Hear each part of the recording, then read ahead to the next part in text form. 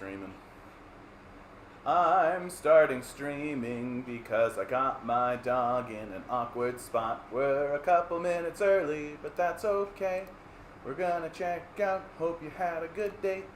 You're here with the Canadian commie and Milo, his good dog. Yeah, his good dog.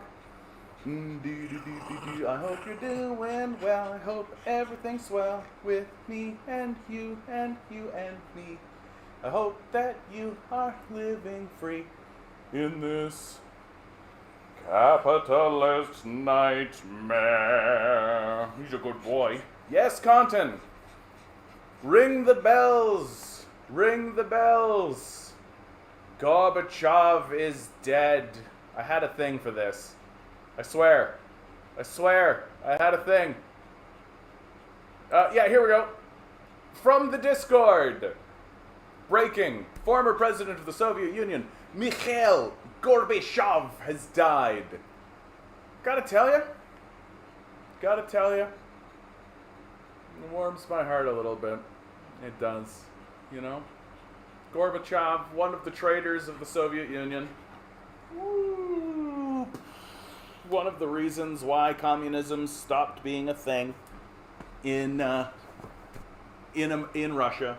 Was thinking about this just the other day, right? When people say, like, communism has failed every single time it's tried. Like, the Soviet Union, I think one of the biggest pieces of propaganda that gets put forward by Westerners in the narrative of how the Soviet Union collapsed is that they call it a collapse. They say that the Soviet Union collapsed. The Soviet Union didn't collapse. The Soviet Union was betrayed. That's the difference. The Soviet Union didn't just and then fall apart, right? That's capitalism you're thinking of. No, guys like Khrushchev and Gorbachev and Yeltsin actively worked to dismantle it. Like, it didn't collapse under its own weight. It didn't go, oh, I'm so tired and I can't sustain this. Oh. That's not what happened. The Soviet Union didn't collapse. It was dismantled. And one of the chief architects of its dismantling was Gorbachev. So, farewell, Gorbachev. I hope you're attempting to build neoliberalism wherever you are, right? Maybe that's going to be his perpetual punishment from now on, is to go to superior systems that are fully functioning and working way better and making them worse, right? Maybe that's his punishment, is that wherever he goes, everything he touches is just worse, right? Just you're worse, and you're worse, and you're worse. And he's just this, like, slovenly, just chubby-ass loser wherever he goes with his dumbass Gorbachev. Look at this guy. This, like, jowly, like, with the thing on his head. Just everywhere he goes, spreading, like, malice. Ugh. Eat it, Gorbachev. Eat it. Today's a good day. The world got a little bit better today. Farewell, Gorbachev. You were always worthless. Hope you're all doing well out there. Yeah, doo-doo stain-looking head ass. Thanks, Ligandes. That's right. We need some, like, Shakespearean level insults here, right? Like, a face like a pig's anus, right? Like the brewing of Satan's asshole. These sorts of things. We here at the Canadian Commie are professionals and adults. God damn it. We will not fall into this lowbrow insulting of even our enemies, even people responsible for dismantling a very successful society. One that managed to not only defeat the Nazis, but also managed to be the first society into space. that the Soviet Union managed to turn an agrarian feudal society, right? Literally monarchs and kings and shit, like Game of Thrones shit, right? It managed to turn an agrarian society, and in the space of a single generation, upgrade it, like straight up leveled it up to be the most powerful industrial power in the world. People like to say second only to the United States, of course, but like the Soviets defeated the Nazis. They were the first into space. Like, they were doing some pretty impressive shit in the Soviet Union that we all just tend to completely fucking forget about. We're all just like, I don't think, who was the first into space? America was the first on the moon. Being first on the moon, not even close to as impressive as being the first into space. Being the first people into space is way more impressive. And so when people say to you, oh, the Soviet Union collapsed, you go, no, it was dismantled on purpose by Gorbachev. Rip, rest in piss, you fucking worthless piece of shit.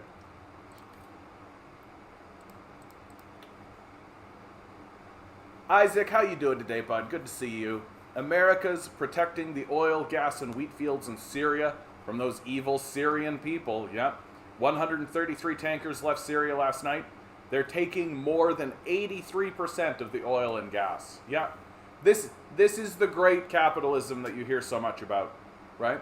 When people start really talking to me about, like, capitalism is the best system that has ever been a system. Everything is the greatest under capitalism. Don't you see how good everything is under capitalism? Well, yeah, like if you were the primary beneficiary of a system of theft, right, which is capitalism, that's how it works, right? If you are sitting there just eating your ice cream, completely ignorant and disconnected, willfully at this point, of the fact that the ice cream is coming from like men with whips, whipping literal slaves in like the door, like from the next door neighbor's house, right? You can sit there and eat your ice cream and be like, this is the best, right? But as soon as you recognize where the wealth comes from, right? As soon as you recognize that capitalism is not generating the wealth, capitalism is stealing the wealth. As soon as you recognize that, if you still maintain that capitalism is the superior system, you're a fascist.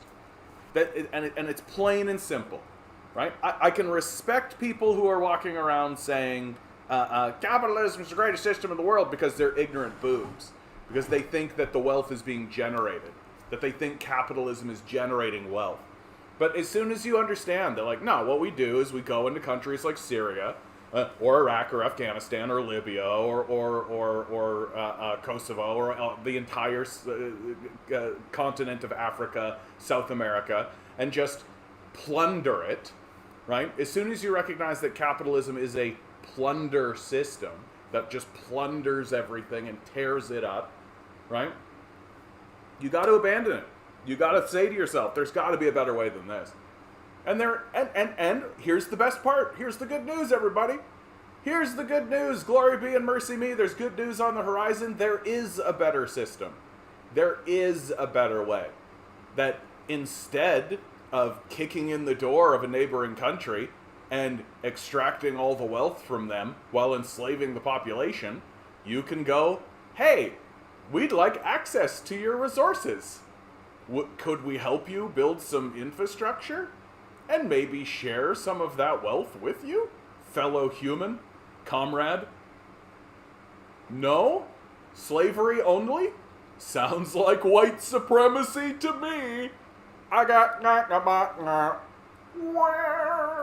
Nova Scotia, good to see you. ARR, third world country, stand and deliver. That's right. That's right. He's coming right for us. So, I want to get more dedicated. You lovely people on the Discord, right? We've got people on the Discord. We've got people who are donating money to the cause. And you guys put articles on the Discord. And I want to get a little bit more studious about... studious is the wrong word to use. But I want to get more dedicated to sharing those articles. Because you guys are trying to get that out. You're trying to share what you want. So from the Discord, we've got a couple of ones that came in yesterday, right? This is the new BCGEU. This is the BC Union. I forget which union, but has ended a strike as a sign of good faith as negotiations continue. This will mean all products can now be distributed to cannabis and liquor stores. So, we had a union in BC. They were striking. Now they're not. Hopefully good things continue on with these guys, right? There has been significant progress made at the table. This will continue. Overtime ban has also ended. So, this just shows you, strikes work. Strikes work. If you're in a union, if you're part of a union, if you're part of any organization, go on strike. They work. It's the only way the ruling class will respond. They will not respond to anything else. They're not good people. They're not nice. And even if they are nice, the system is completely incentivized for them to structure things as in an extractionary process, right? Which, that's capitalism, baby. It's extraction. So you either fight it or you die. Very, very simply. That's why we're trying to fight against the system of extraction. Because it's stupid. It's so stupid living in this kind of society. I hope that someday, 1,000 years from now, someone dredges up my life and dredges up these files and goes through them and hears someone saying out loud on the regular, living in this place is dumb as fucking shit. This place could be awesome. This place could be so nice. We could literally be just living in a world where we do the work that's necessary to do, right? Creating food, creating shelter, right? The necessities of life, right? And we could all be dedicated to that cause. And then we could be spending the rest of our times just chilling out and trying to like explore and discover and learn and find things out. But instead of that, we're all just perpetually thrown into this absurd, childish, nonsense machine that is constantly saying to us, you gotta make us snackies. Oh, we need to spend $100 billion on new fashion accessories, right? Like just this garbage producing shithole culture that literally takes the outdoors and turns it into parkways and driveways for cars so that we can't even enjoy living outside anymore, right? Like it's obscenity. It's obscenity upon obscenity. And to get any gains for your base survival, we're constantly thrust into a position of literal, we have to fight and aggress constantly. And if we don't, then we die. It's dumb as shit. It's dumb as shit. We could do so much better and we're just choosing not to. We're just choosing not to. Like a bunch of fucking losers. Ugh. So, from the Discord, this is one that's hitting lots of people. Yeah, let's not forget about the billions of hectares of green lawn. Exactly. The hectares and hectares of green lawns. Like, I love that right now, everybody's sitting there being like, oh, we got this labor force and we don't know what to do. It seems like, and you know, we're a bit worried about food security and all this. I'm like, literally hire people to plant gardens on these lawns, right? If the people who own the houses don't want to do it, right, hire city workers to come and do it. Like this, we're so brain dead.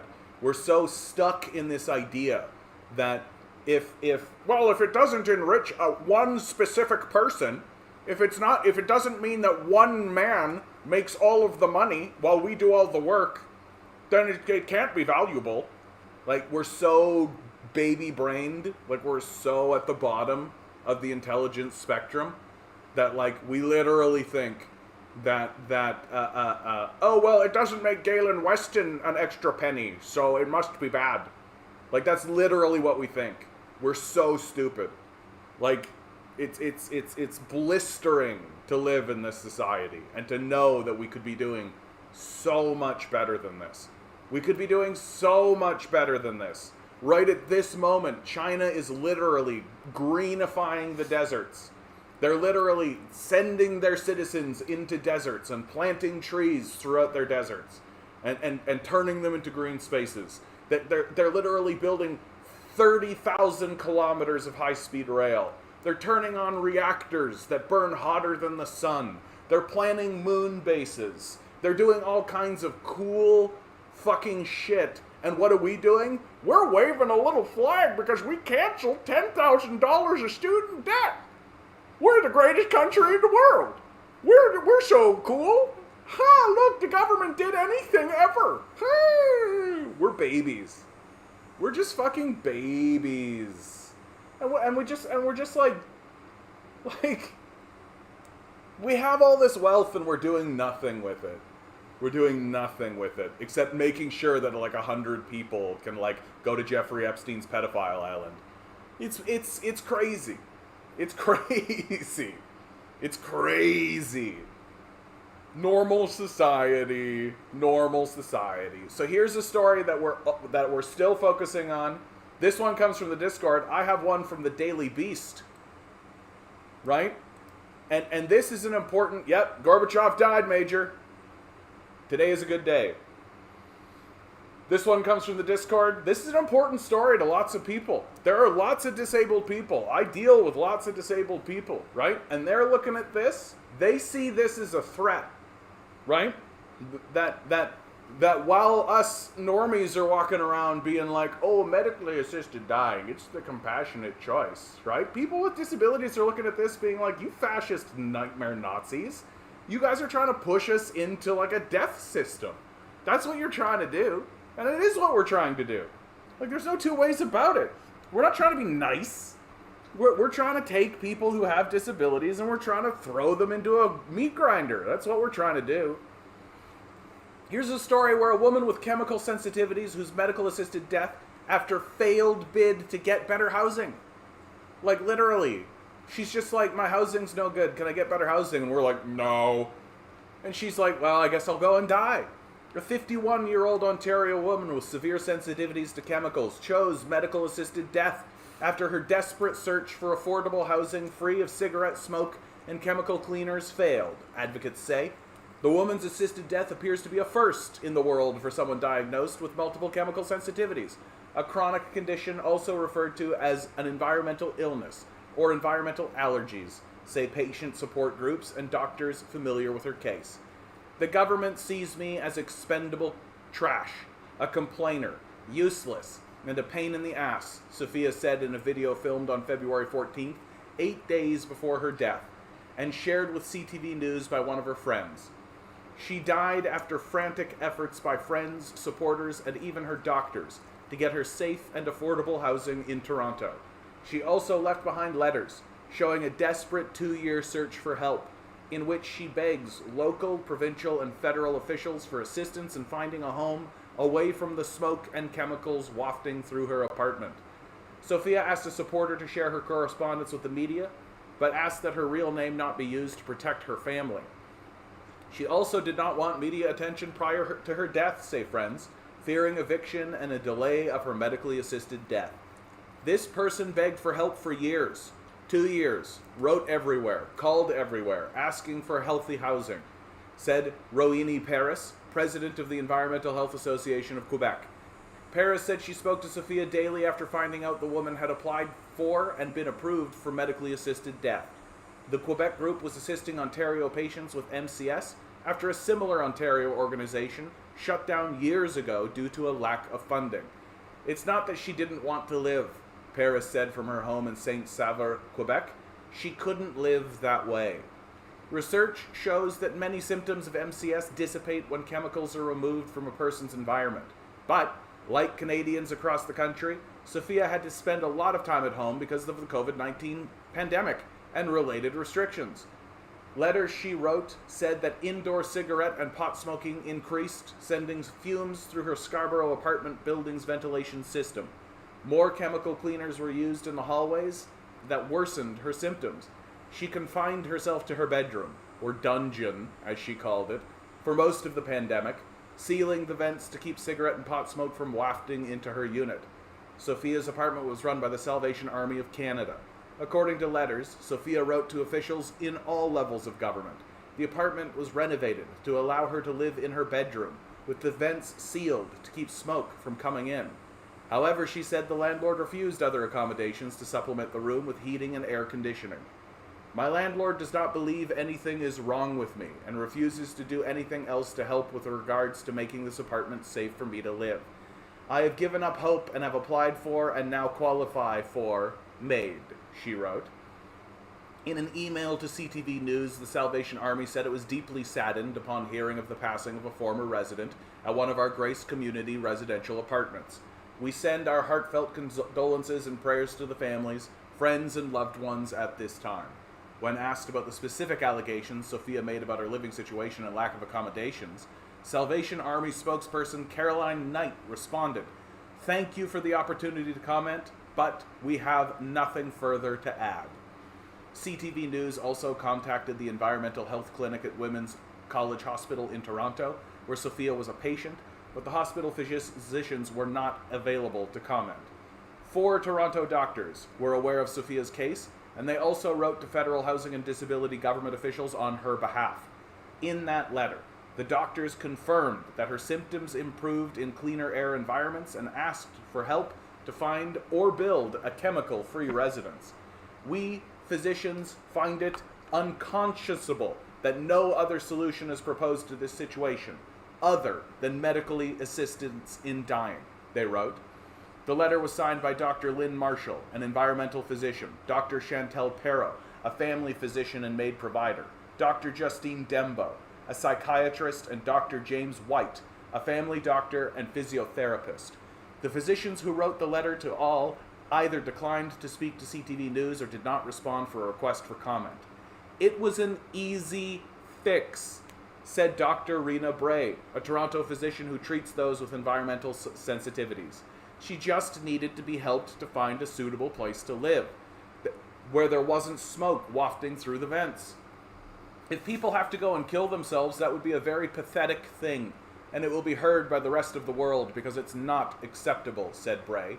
The underlying problem is that there is no government agency that is assigned to help people with environmental sensitivities get housing free from chemicals. There's no government agency designed to get people housing, period. There's no government agency designed to get people housing, period. Paris said that Sophia's letters and the one written by the physicians did not generate responses from any of the officials they were addressed to. In one email to friends, Sophia suggested that her death was, in a way, a show of protest against the lack of response to her and her physicians' pleas. If my death helps to show the government that those of us with MCS will keep on having made if they don't act soon, then I'm glad I could help someone else not have to suffer the way I have, she wrote. What is MCS? Environmental allergies are a condition clouded by controversy and disbelief, even within the medical community. MCS can occur either through a single exposure to high levels of chemicals or a constant low-level proximity to them. Some people become hypersensitive to common chemicals used in perfumes, cleaners, pesticides, and smoke. A 2014 survey found about 2.4% of Canadians, or more than 770,000, have been diagnosed by a healthcare provider with MCS. Some people affected have minor symptoms, others become fully disabled and are unable to work. MCS is also considered by the Ontario and Canadian Human Rights Commissions to be a disability. However, there is controversy as some researchers think of the symptoms are linked to anxiety and depression. Still, there are 3 dedicated hospital-based clinics in Canada treating MCS in Vancouver, Toronto, and Halifax. Bonnie Brayton, a disabled rights advocate in Montreal, says she has a sticker with Sophia's name over her computer, having desperately worked with her to find accommodations and a solution to no avail. She felt desperate to try to do something, and she self-advocated harder than anybody I've seen, Brayton told CTV News. She wasn't given a choice, said Brayton, adding that Sophia was living off disability supports and had no means to find a better apartment herself. Sophia's death is a tragedy and a shameful mark on this country. It's less effort to die. Friends set up a fundraiser and collected approximately $12,000 to try to help Sophia get better housing, away from chemicals and smoke. But by then, Sophia had an appointment to have a medically assisted death. If nothing turns up before February 22, please know that it is okay, wrote Sophia in an email in early 2022. I already have a way out. I don't have the energy to fight anymore. Case getting international attention. I find it unbelievable that it happened, Dr. Claudia Miller, a professor emerita in the Department of Allergy, Immunology, and Environmental Health at the University of Texas, said of Sophia's death. Her research is finding biological causes make the immune system overreact in people with environmental sensitivities. The theory is that either one brief exposure to chemicals or repeated low-level contact with them can trigger an allergic reaction that may alter how some immune cells function. These solutions, she said, are clearing up the environments to prevent new cases and make homes and apartments smoke and chemical free. She's never heard of a patient being granted an assisted death instead of proper housing. It's a sad statement. People are so desperate they do want to die, Miller said from her home in San Antonio in an interview with CTV News. I think that's completely an indication of a huge failure, a societal failure. It's such a bad statement about not just Canadian government, but any government that allows that to occur, she said. On March 17, 2021, revised MAID legislation came into force that expanded who could ask for assisted death. Before, only those whose natural death was reasonably foreseeable, called Track 1 patients, were considered. These are typically patients with terminal cancer and other fatal diseases. The new law allows those whose natural death is not reasonably foreseeable to request and be approved for MAID. These are called Track 2 cases. Sophia was in this category. 2 doctors must approve the patient's request and must consult with a clinician who has such expertise in the illness suffered by the patient. There is a 90-day waiting period to determine whether some treatments or services could help to reduce their suffering, such as counseling services, mental health and disability support services, community services. This is a concerning case, I should say so, said Trudeau Lemons, a professor of health law at the University of Toronto who is studying MAID expansion in Canada. I think it highlights the concern some of us have had in expanding medically assisted death. These Track 2 cases are proving to be very complex for some MAID providers, said Dr. Scott Anderson, an ICU physician in London, Ontario, who also provides assisted death. He said he is seeing more patients with chronic conditions asking for assisted death because they can't get services to live well. A lot of times people act out of those things: frustration, despair. They don't know what else to do. So they take a dramatic step of saying that.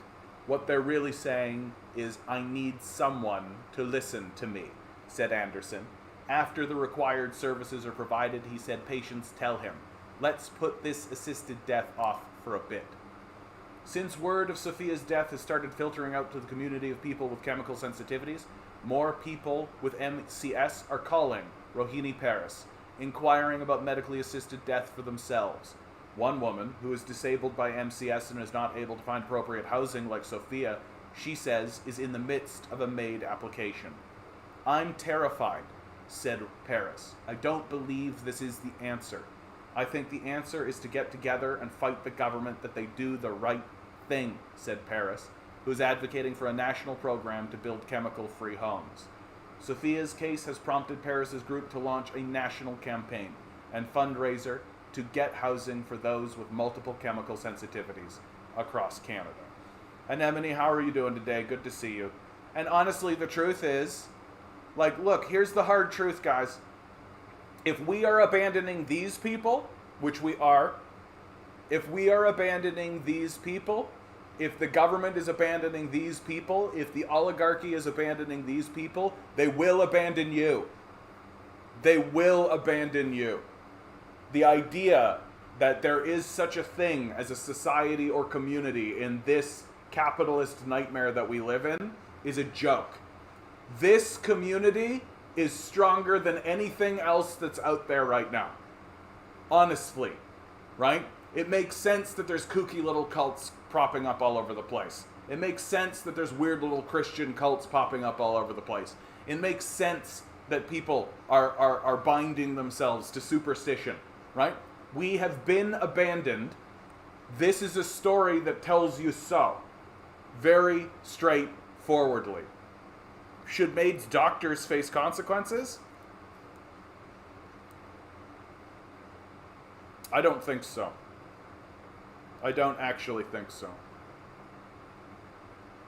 That the conflict that exists systemically, but in the society as a consequence of our inability to choose people over profits.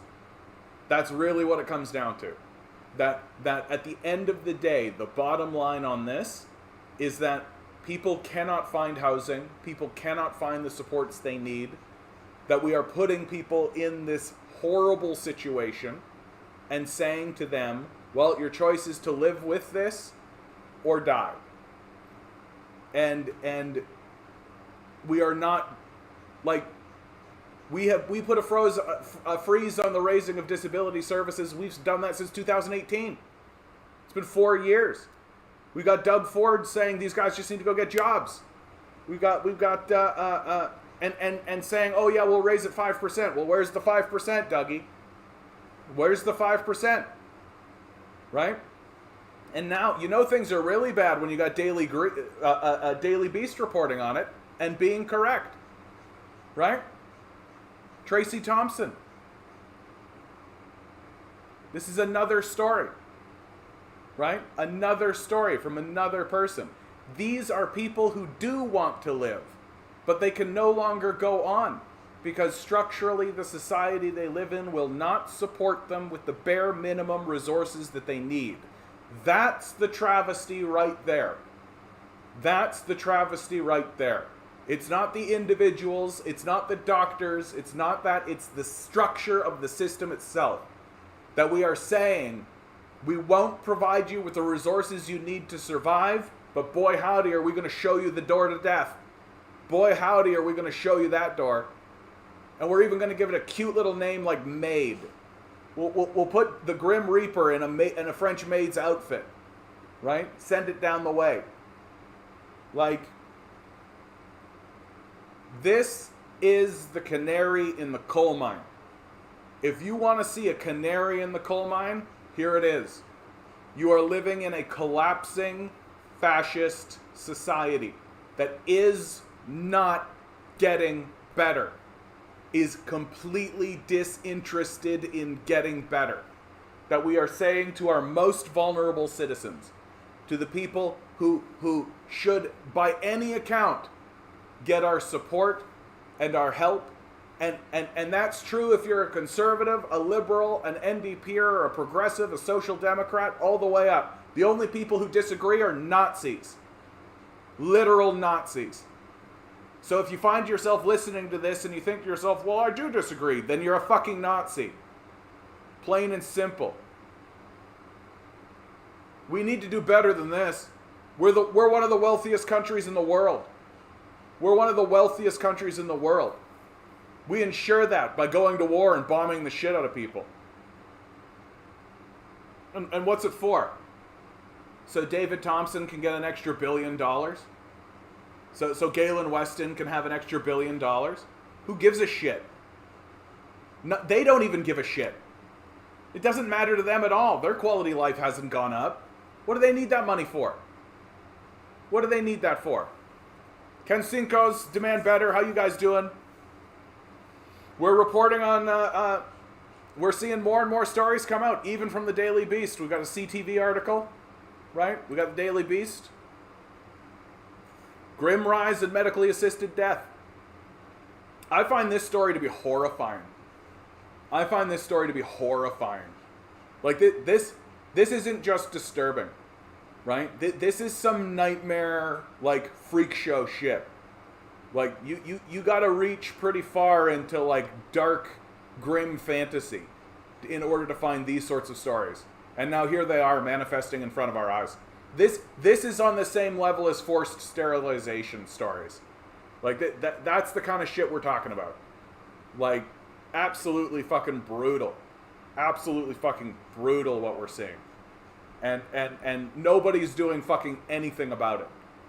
And I'll say it again. I'll say it again. If we are willing to abandon people with disabilities, we are willing to abandon you. No questions. No questions. John Smith, how you doing? Yeah, legalize suicide booths. Let's do it, John. I'm with you. A suicide booth on every corner and a pot in every billionaire's chicken. That's the way we're going to do it. We're going to make sure that the billionaires have 1 billion chickens and 1 billion pots.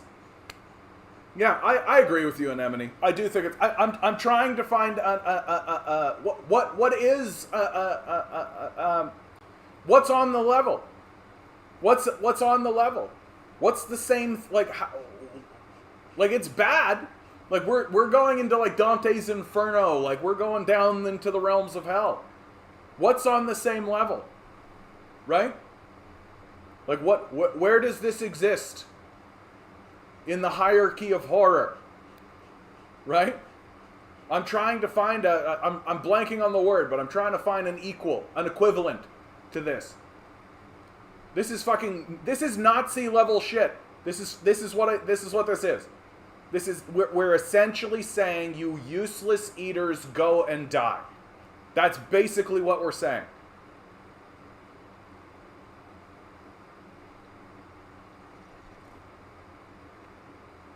And we're just supposed to take it. And Actian T4? I don't know what that is, bud. Oh. Man, I really lost my shit on this one, man. This pisses me off so bad. This one pisses me off so bad. Like, when I was growing up, there was a beautiful couple, who went and adopted a child, right? They went through adoption services. And the child that they ended up with had a very severe case of fetal alcohol syndrome, right? Very serious. And really wasn't able to communicate and really was like living in their own world, right? And they took it upon themselves to take care of that child, right? That they didn't give the child back, they didn't give the child up, they didn't do that. They took it upon themselves to take care of that child. And anytime I said to them, to this day, anytime I say to them, it's a good thing that you did, they say, oh, well, anybody would have done the same thing. And the next time I see them, if they say that to me, I'm going to look right in their eyes and I'm going to be like, no, they wouldn't. No, they fucking wouldn't. That is not the society we live in. That is not the society we live in. Yep, such programs as this that won't exhaust every option first is fucking fascism. Absolutely. Absolutely. Like, we're literally, you can't find a fucking box. You can't find like a little room somewhere. Like, and in the case of the woman, the CTV article, in the case of this one, literally it's like you can't find a space where there isn't just chemicals spewing in.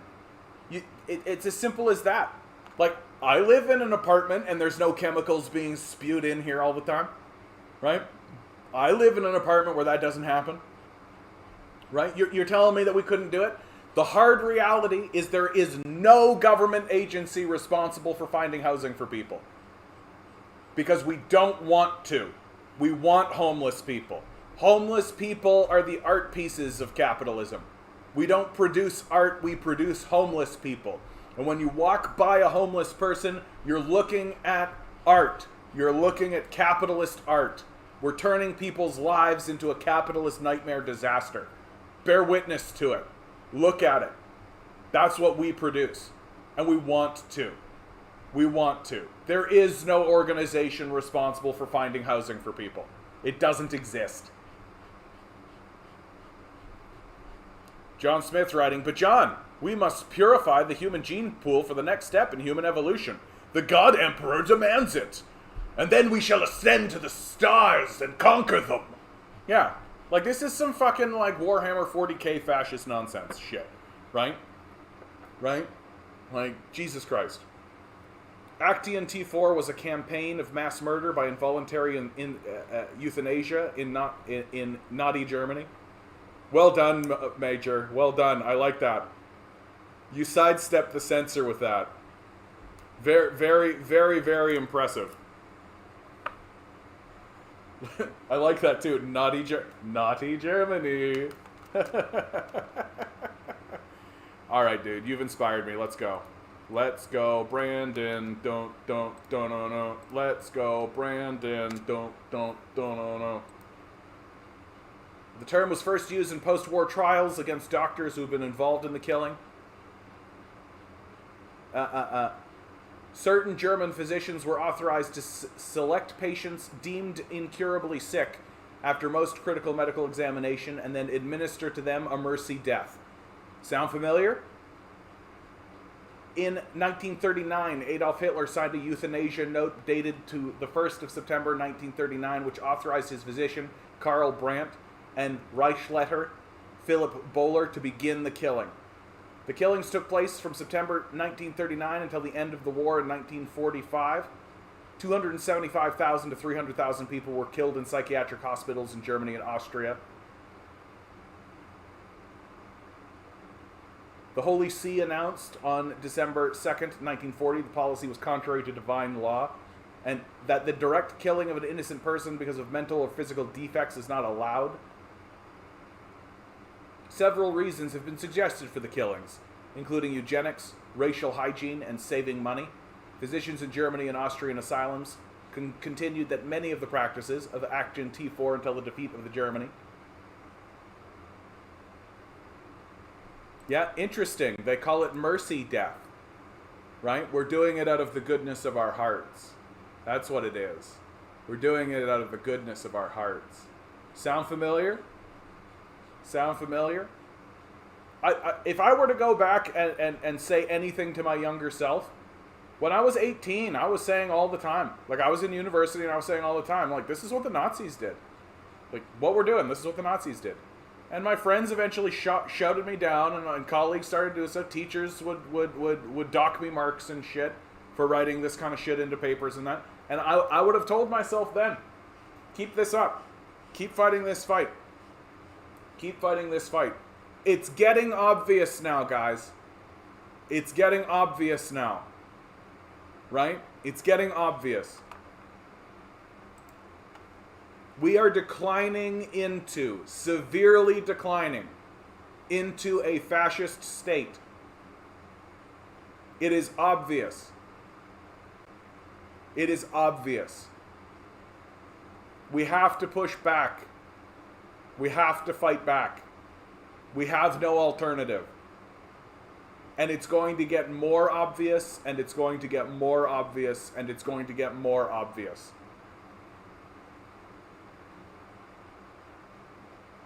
Hey DM, how you doing? What is it? This is what bothers me the most. Where is the outrage? Where are the protests? People seem okay with this evil madness, and they keep voting liberal, NDP, and conservative. And conservative. There's a consensus on these issues. There's a consensus. You show up to work on time, and everything is fine. People are exhausted. You ask me, that's what it really is. People are exhausted. They're exhausted, and on top of that, even if they want to organize, even if they want to get together, we're just constantly blowing up the life of the society, the life of the public. We're constantly blowing it up so that people don't have the energy or the time or the inclination or the ability to organize. That, oh, well, I was living here in this community for a little while, and then the economy blew up. I lost my job, and I had to move. Losing all my friends, contacts, relations, all of that kind of stuff. Well, that's it. You're done. Right? You're done with the organizing. It's over. Right? So you're dislocated. You're disenfranchised. And that's by design. That's how they want it. They want the populace to be constantly scattered. It's not that people aren't mad. Right? It's that people are completely dislocated and constantly moving around. and constantly being blown up. Gorby is dead. Hoyoyun Kiyoma. Don't know if I've ever seen you here before. How'd I do on that name? Hoyoin. Kiyoma. That's not Japanese. Help me out here. Cool name though. Cool name. Good to see you. I hope you're here to contribute. So, yeah. Oh yeah, Gorbachev died, right? Off to hell with him. Maybe their propaganda is still necessary, but they are winning with virtually no resistance against it. Amazing. Thanks, Kiyoma. Yeah, but it's because like COVID-19 blew everything up, and I think people are not really aware of how badly it actually blew everything up for civil rights movements, right? When the climate change movement was happening, right? When the climate change movement was happening, which incidentally, no, where am I? There I am. We got a global climate strike on the 23rd of September. If you are in Toronto, come, 2 p.m., 23rd of September, Queen's Park. Gonna open this up. It's a Japanese name from Steins Gate. Nailed it.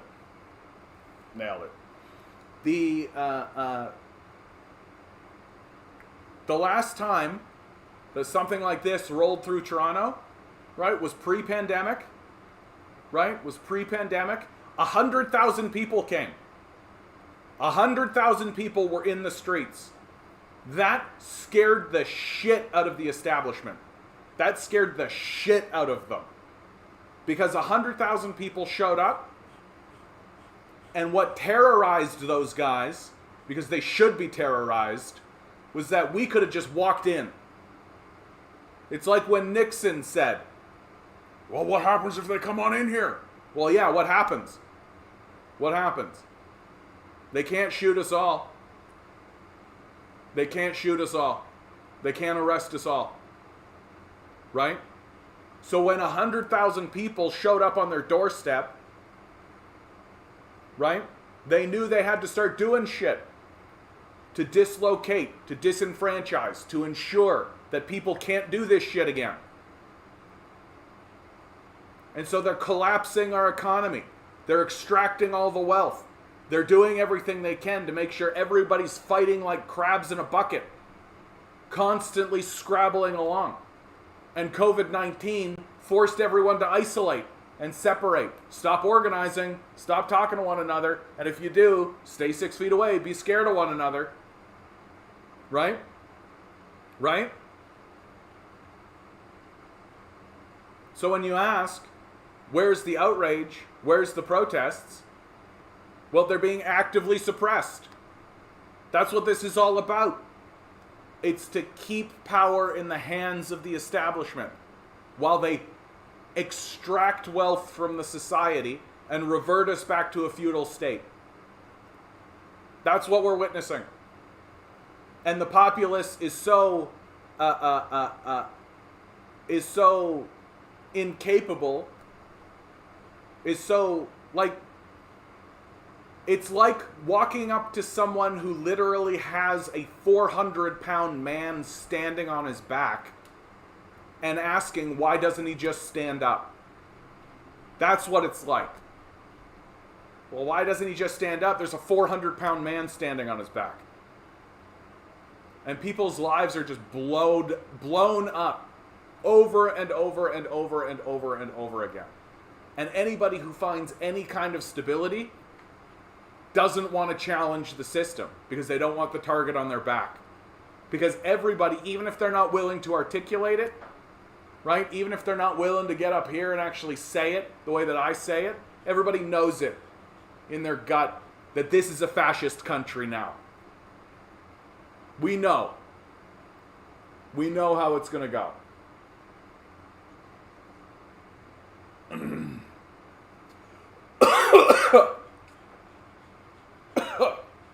Of course. Of course.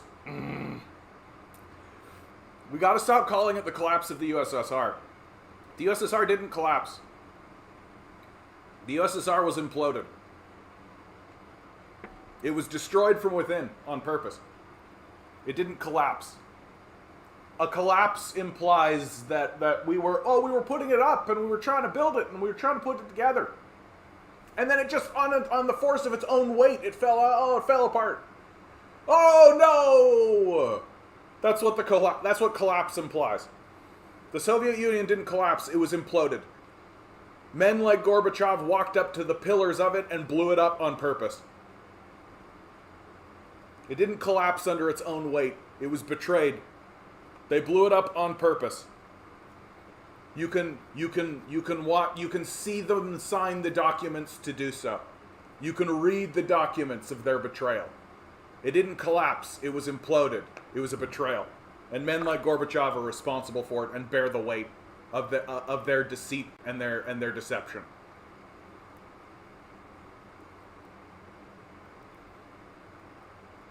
It's 5 a.m. Gonna sleep. Enjoy the good news, comrades. Gorby Dad, rest in peace. Good to see you, bud. Good for popping in.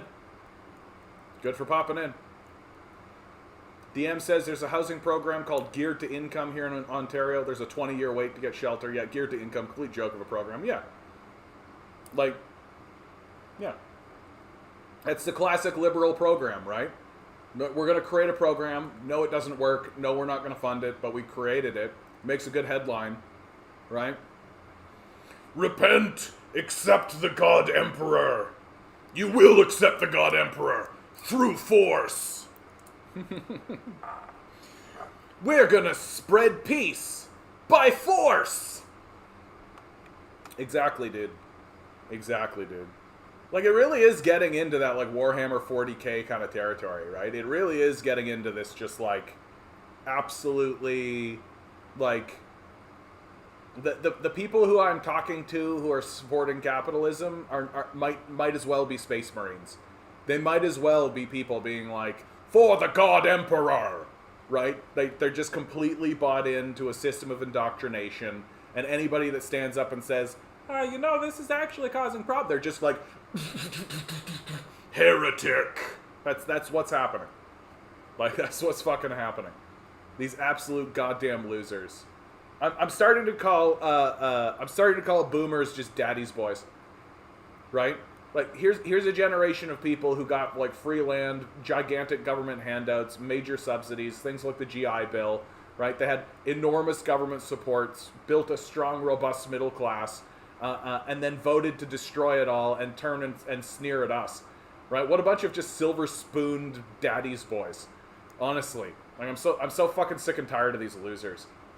Telling us to work harder while like literally their dad gave them free land. Like, are you kidding me? If I got like even 3 acres of land, if somebody just handed me 3 acres of land, if somebody handed me an acreage of land, I'd be fucking over the moon about it. I'd be like, I literally had somebody say to me the other day, like, well, learn how to do some woodworking and build your own house then, as if land is free. Right? Like, this is how disconnected. Oh, and speaking of complete disconnect, right? Speaking of total disconnect. So here in Ontario, the Ottawa elections are going on. This is a municipal election, right? This is for councillors. Orleans East councillor, right? And Watson Lackey, right? The mayor's name is Jim Watson. Matt Luluff thinks nobody uses the bus to get groceries. He says in a debate in front of everybody, nobody uses the bus to get groceries. Nobody goes and gets groceries on the bus. He said this in a debate out loud. That's how disconnected these people are. That is how the system disconnects people from reality. That literally, we've got a councillor, a city councillor, saying out loud in public, during an election, no less, nobody uses public transit to go get groceries. They'll drive there in their car. So we don't need to fund public transit because nobody's using it for groceries. This is an utter disconnect from reality. That's like Dickensian. Like, literally, that's like a Charles Dickens novel of, like, that kind of level of total delusion. And when Doug Ford cancels Oh Hip, I predict the public will eat it up and still vote for the piece of shit at the end of the day. To be fair, let's be specific what's going on, DM, right? Doug Ford was not, like, reelected in landslide victory, okay? Like, that's not what happened. What happened in this last election is that the people looked at their options and rightly said, all these people are the same. Right? That's what they said. We've polled these people. Right? 55% of the electorate did not turn up to vote. Some of the lowest voting levels in history happened in this last election. 55% of people didn't vote. We've polled them. We've asked them, hey, why did you not vote? Right? And the results are like, you got 10% of people being like, oh, I forgot. You got another 10% being like, I just couldn't get away to make it happen. Right? You got 20% saying things like, I just don't think it matters. I don't think my vote matters. Right? You have got 45% of the electorate said, there's no difference. There's no difference between the Conservatives, Liberals, and NDP. There's no difference. What I consider to be a complete indictment of the NDP.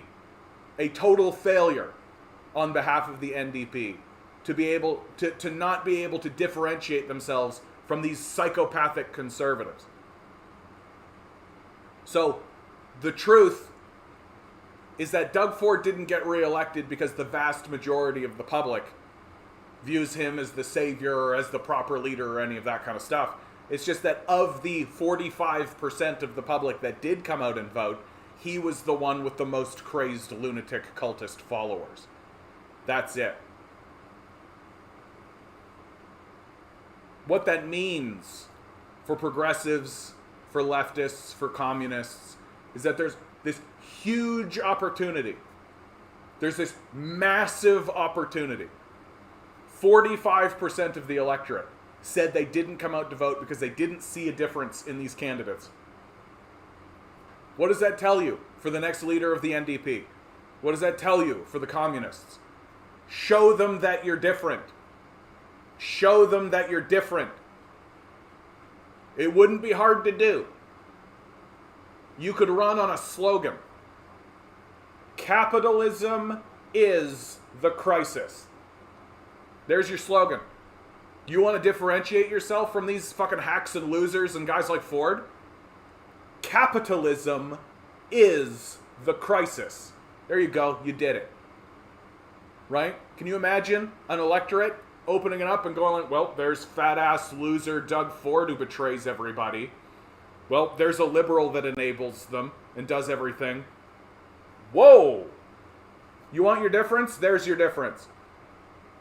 There's your fucking difference. And this narrative that comes out of the hacky NDP types, who say, well, we don't want to alienate moderates. Who are these moderates you're talking about? If they exist, they are alienated already. They're not coming out to vote, certainly not for you, because they think you're the same as the conservatives. So this hacky, loser, brain-dead idea, well, if we do that, we'll alienate moderates, is so childishly dumb. There is no moderates. Where's the moderate position on this story? Where's the moderate position here? What's the centrist view on this? The reality is that you're either a Nazi or you're not. Very straightforwardly. You're either a Ford voter or you're not. And we know what the problem here is. That capitalism is the crisis. We know it. This idea that there's moderates in the conversation just shows you how disconnected and delusional these people are. Because guess what, guys? They are. They are disconnected. They are delusional. They have ceased being capable of rational thinking. They don't live in the world. They live in their little palaces, right? Their entire life is live in a mansion get in a Lexus, drive to a castle, talk to people who are doing the same thing, get back in the Lexus, and go back to your mansion, where somebody makes food for you and cleans that mansion for you. That's their life. And when they go on vacation, they go into like a helicopter and get on a yacht. Like, these people don't live in reality. It's obvious that they don't. And we keep voting for them. Well, except for the 55% of people who made the right decision and stayed the fuck home. Because they don't see a difference between these people. Because guess what? There isn't one. And if you want to create a difference, here's a great slogan. Capitalism is the crisis. Oh, man. I feel energized today, man. I feel like I'm yelling. I feel like I'm yelling my head off. But you know what? That's basically what this channel is, isn't it? Right? I'm just yelling my fucking head off the whole time. I gotta tell you, man. This one really helped me. This one really helped me. I think these capitalists are scared. I think they're scared. We could make them a lot more scared. We should make them a lot more scared. These people should wake up pissing their bed. People ride buses to imagine they are Keanu Reeves in Speed. I know that's why I ride the bus. Right? I mean, here in the city of Toronto, like, riding the bus, it's convenient. Like, owning a car in the city of Toronto would be the biggest pain in the ass. I don't know why people do it. I don't know why people tolerate it. This whole, like, oh, but I can get in my car and go anywhere I want. Like, fuck you, man. Fuck you. I walk out my front door, there's a bus that drives right by. Like, I don't have to insure a car. I don't have to pay gas for the car. I don't have to, like, pay for parking. I don't got to pay for all of those expenses. Even if I could afford a car, which I can't, by the way, but even if I could afford a car, I probably still wouldn't do it. Right? Get on the fucking bus. Expand bus services. I shouldn't have said the USSR collapsed, because you are right. It was dismantled and destroyed on purpose. Solidarity, Isaac. Let's do it. Language is our weapon. Our weapon is language. Right? And give these fucking psychopaths not even an inch of ground. That's what they're trying to do with this quiet quitting bullshit.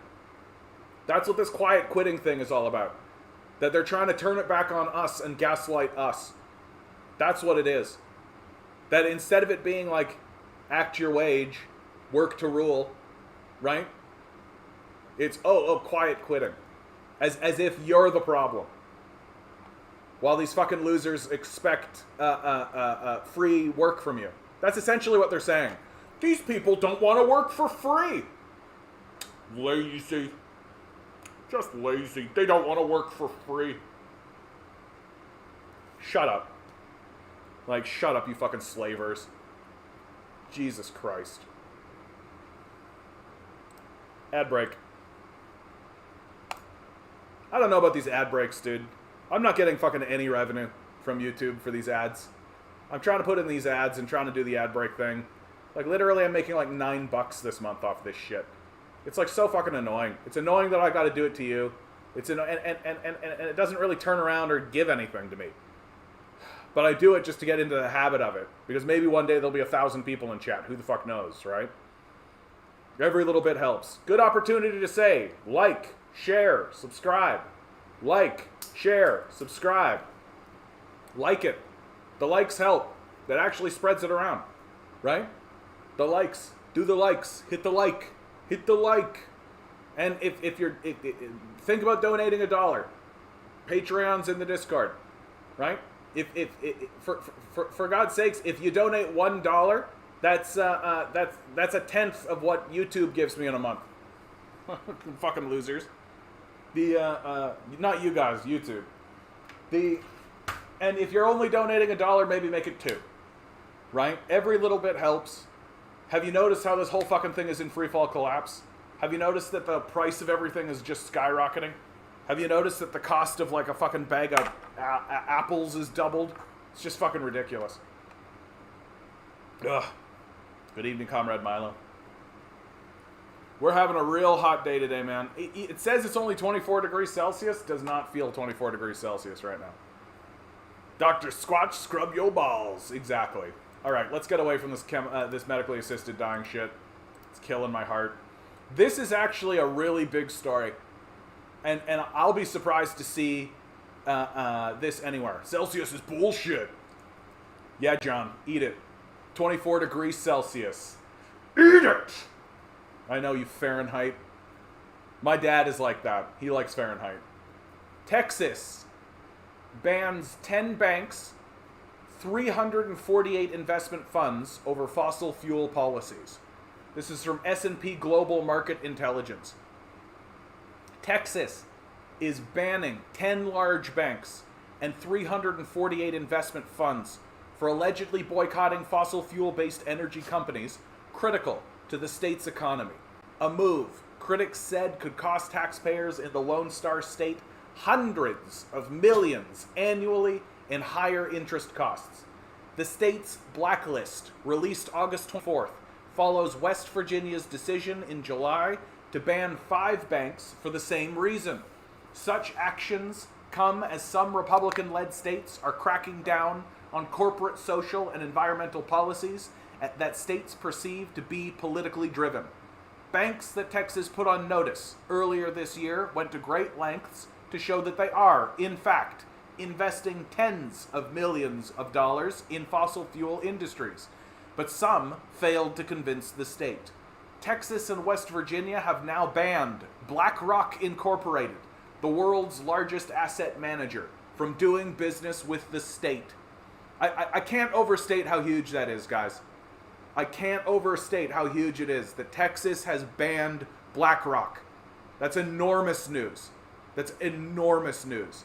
Texas's exclusion list of so-called Annex 1 companies also includes BNP Paribas, Credit Suisse AG, Danske Bank, Jupiter Fund Management, Nordea Bank, Schroders, Svenska Handelsbank, Banken, Sweden Bank, and UBS Group AG.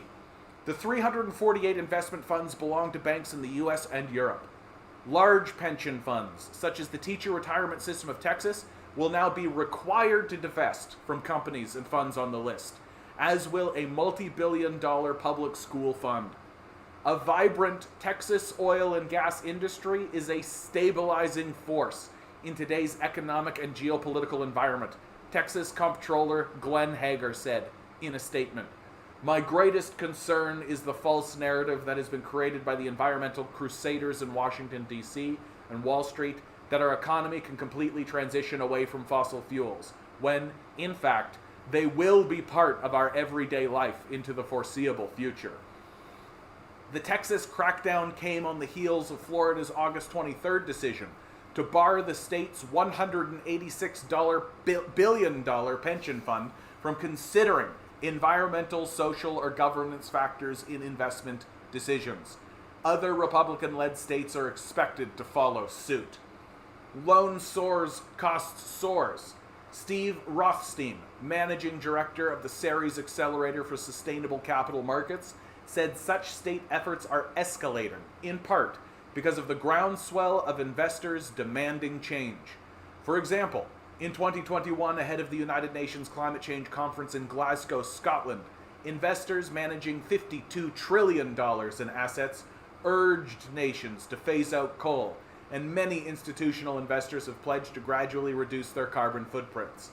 The market is speaking, and there are some states that want to put their thumb on the market, Rothstein said in an interview.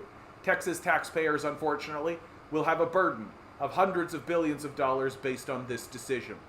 A July study from the University of Pennsylvania's Wharton School estimated that municipalities and other public entities in Texas paid between $303 million and $532 million more in interest on the $32 billion they borrowed during the first 8 months after the anti-ESG laws in Texas enacted in 2021 took effect, and some large banks had to cease bond underwriting.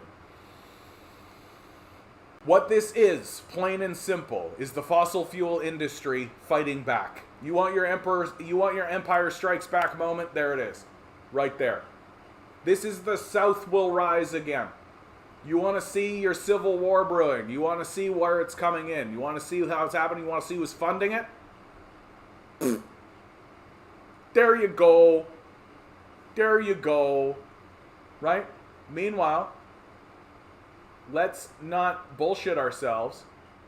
Oh, I had a perfect setup for this. Let's not bullshit ourselves. We know who's the richest Texan. Who's the richest guy in Texas? Anybody know? Anybody know? Who's the richest Texan? Does anybody know?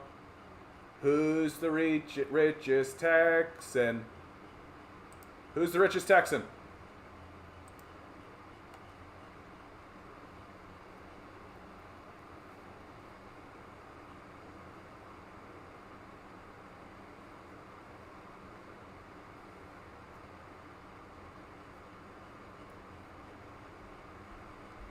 Where's this guy? Huh? Where's Mr. Oh, I definitely care about climate change. Where is this guy? No? No fucking conversation about fucking Elon Musk in this? How fucking the Republican Party is taking over his state. It's taking over all of this. And he's just sitting back, kicking up his heels. Right? Normal society. Right? We're in the midst of a climate change disaster. We're in the midst of a total disaster. Oh well. What are you gonna do? Well, what are you gonna do? What are you gonna do? These are the battle lines drawing themselves. Right? That Texas and Florida, right? All of these places, right? The South essentially saying, we're not going to participate. The South will rise again. Once again, the American South really showing everyone its fascist heritage, right? Its pro-slavery attitude, its pro-destruction attitude. And also, what have I been saying on this channel over and over again? The balkanization movement continues, right? Because eventually, the federal government is going to have to say, no, reduce your emissions. It's going to have to do that, right? If America wants to survive, if America wants to live, if America wants to not be blown up, it's going to have to do that, right? Well, what do you think Texas is going to say to that? You think they're just going to go, okay, daddy, right? Okay, Democrat daddy, right? Okay, Biden daddy, right? Okay, Kamala, or whatever hack they put in there. No, they're obviously not going to do that. Seceding from the Union is already on the Texas ballot. It already has about 40% support within the populace.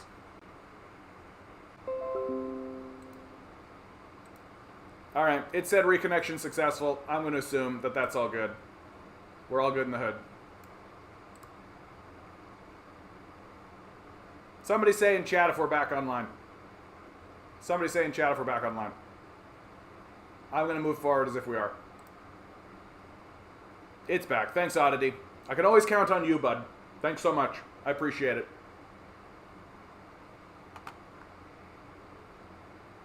Good stuff. Good stuff.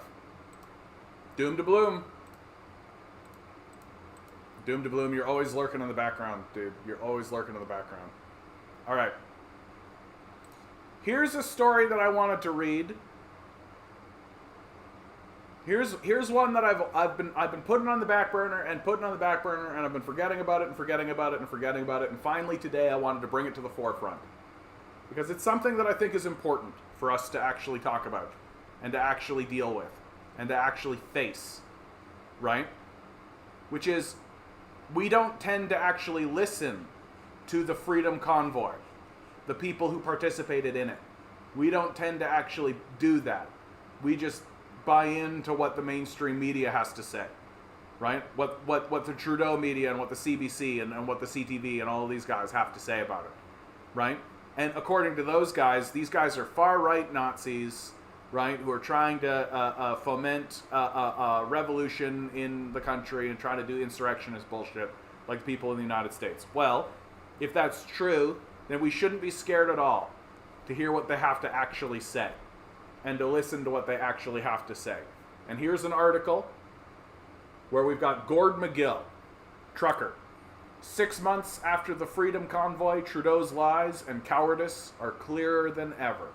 And before I begin this, I want to say, I am of a mind with these guys, simply on the case that they see Trudeau as a liar and a coward. That's exactly how I see Trudeau. So, we agree on that count. So if we agree on that, what else do we agree on? It's been 6 months since Canadian Prime Minister Justin Trudeau cracked down on one of the largest labor protests in recent history. In February, thousands of Canadian truck drivers joined what became known as the Freedom Convoy, driving to Ottawa and parking their rigs in the capital city in protest of Trudeau's vaccine mandates. I was one of them.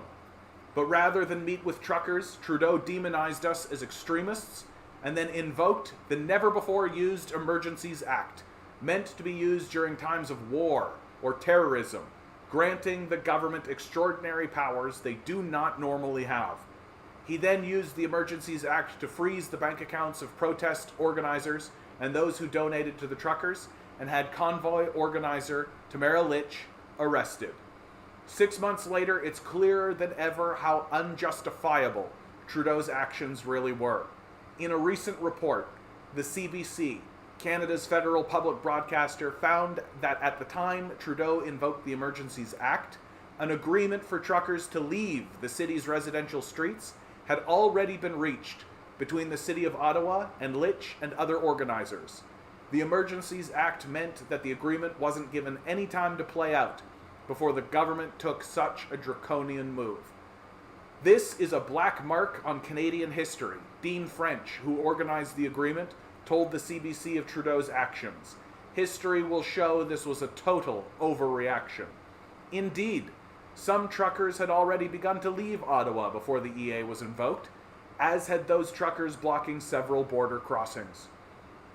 At the time, Trudeau's Ministry of Public Safety, Marco Mendocino, claimed repeatedly that the RCMP, Canada's federal police force, and Ottawa's police chiefs asked for the Emergencies Act to be invoked.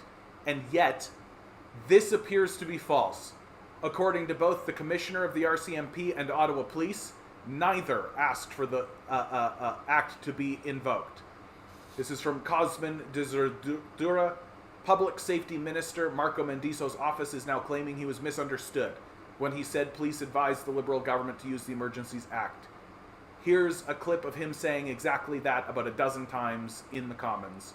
What's there to misunderstand? No, there was never a question of requesting the Emergencies Act, RCMP Commissioner Brenda Lucki said on May 11th. I did not make that request. I'm not aware of anyone else in the Ottawa Police Service who did, agreed former Ottawa Police Chief Peter Slowly. They didn't just lie about the police, though. From the beginning, Trudeau cast the striking truckers as Nazis and extremists. Freedom of expression, assembly, and association are cornerstones of democracy, but Nazi symbolism, racist imagery are not, Trudeau said at the time, in one of just many iterations of the theme, and Canadian media and other politicians dutifully repeated Trudeau's talking points. Yet, even at the time, there was overwhelming evidence to contradict that.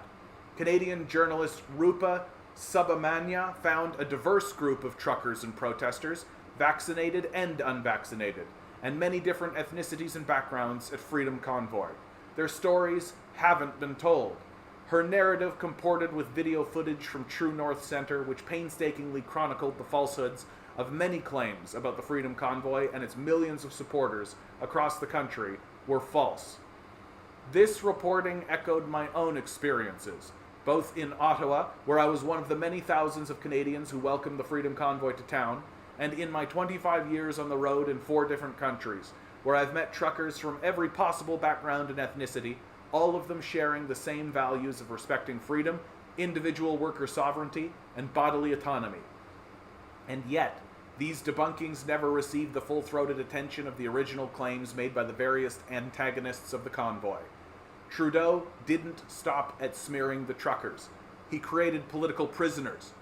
Trudeau had Freedom Convoy organizer Tamara Lich arrested and charged with counseling mischief for the crime of setting up a GoFundMe to support protesters living in sub-freezing temperatures.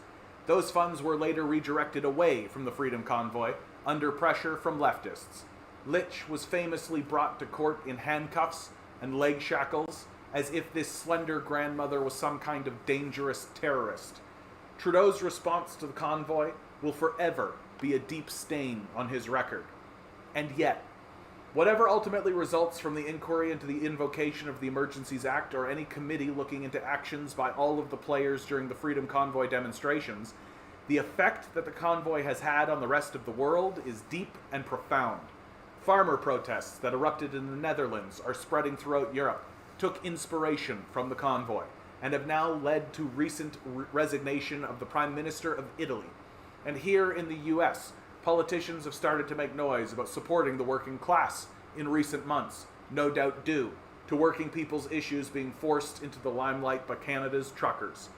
This Labor Day, while we ostensibly celebrate the contributions to society made by the workers of the world, some consideration should be given to many issues bubbling under the surface, which were brought forward by trucker resistance to vaccine mandates.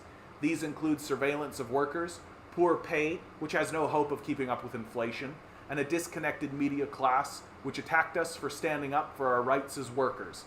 This Labor Day, thank a trucker for standing up for your bodily autonomy. Most of all, 6 months after the Freedom Convoy, Trudeau's lies, cowardice, deceit, and draconian overreach are clearer than ever. We will not forget. The one thing that I will 100% say is that when that Freedom Convoy was going on, where was the interview with Tamara Lich? Where was the interview with Pat King? Where was the interview with any of these organizers, with any of these Freedom Convoy people at all? Right? Like, I do not agree ideologically with these, with the Freedom Convoy. I view them, even in the best case scenario, I view them as far-right libertarian types, right? We are not of a mind of how to solve the problems, right? But they're still Canadian citizens, goddammit. They still deserve the rights that are embedded in our charter. They still deserve respect as Canadian citizens. And most importantly, they shouldn't have been silenced, and they shouldn't be silenced. That if we actually believe that they are incorrect, then let's talk to them and find out where those disagreements lie, so that maybe we can find a compromise, or maybe we can find an agreement. But that wasn't permitted. We aren't permitted to talk to these people. We're not permitted to actually reach out and say anything to these people. We're creating a little enclave of them, and it seems like it's being done on purpose. And the result is that the society will march steadily to the right. And you have figures like Pierre Poilievre. He's doing that work. He's reaching out to these guys. He's pulling them under the fold, which is likely why he's going to become the next prime minister. Because I have to be straight with you guys, right? I disagree with these people fundamentally in regards to what their solutions are for the society. But their treatment, the evocation of the Emergencies Act, the arrests, right? The incarceration of people like Pat King, the incarceration of people like Tamara Lich, has created an extremely sympathetic narrative that anyone can look at and say, that is not correct. It's not correct what has happened to Tamara Lynch. It is not correct what's happened to Pat King. Canadian citizens have the right to protest. And we all know what this is about.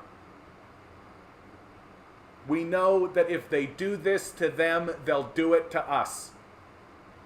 That if communists and socialists begin to act in this way and take over infrastructure, they'll do it to us too. We know what it's about.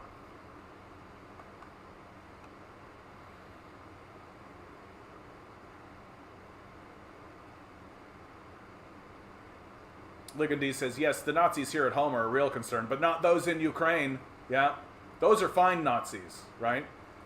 Those are totally good and fine with 100% Reddit karma chungus. Yeah, exactly, right? Trudeau's so concerned about Nazis here in Canada, but he's more than willing to arm them in Ukraine. He's more than willing to train them and have them fight a war, a proxy war against Russia in Ukraine.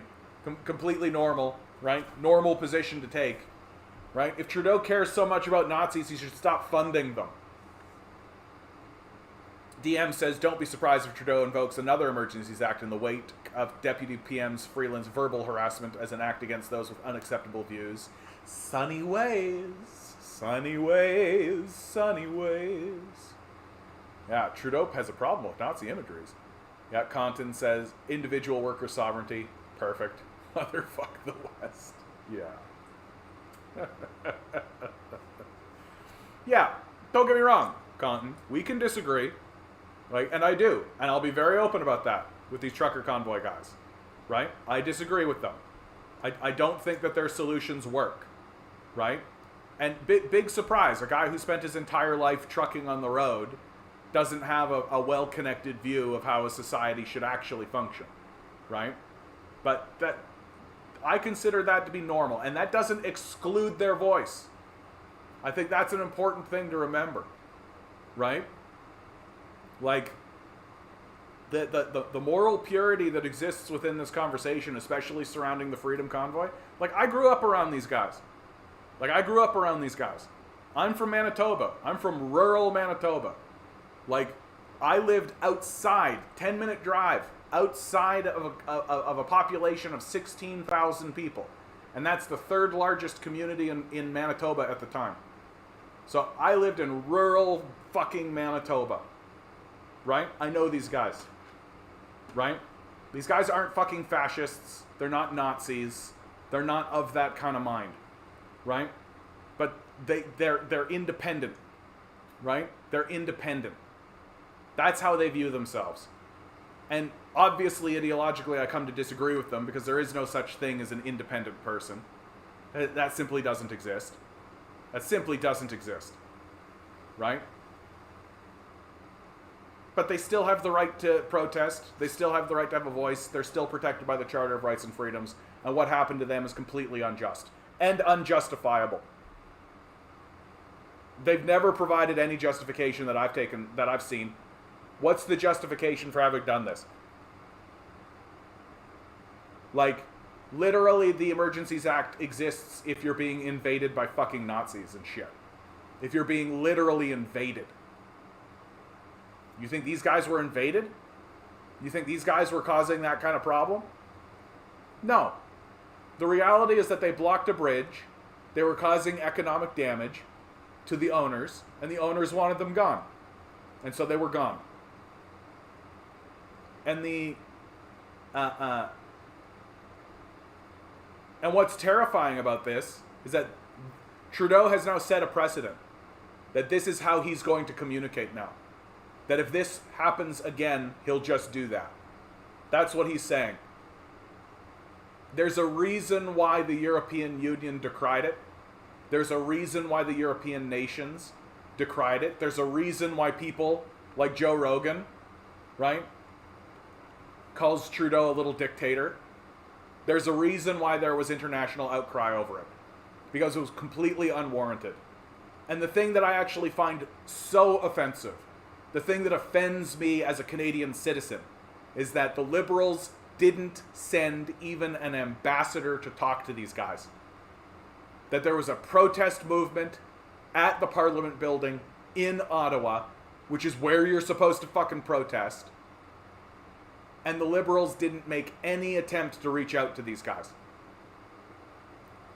They didn't send a low-level delegation. They didn't talk to them at all. The media didn't interview them.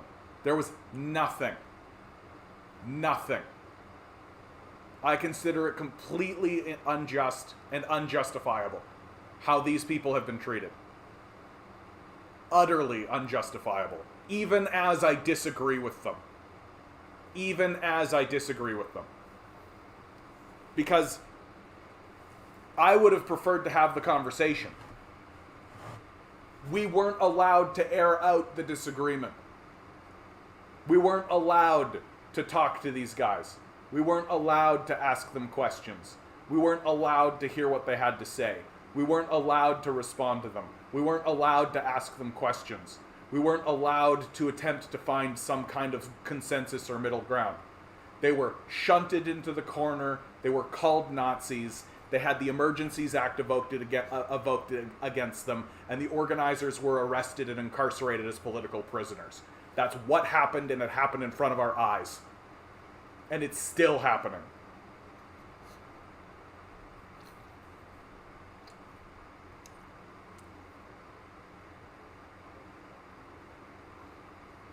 A fringe minority with unacceptable views. Trudeau, that was the official line. And so people like that don't get interviews. Yeah. What do you think? Yeah, of course Trudeau, the Prime Minister of Canada, is going to say that dissidents have unacceptable views. Right? That's not convincing. That doesn't convince me of shit.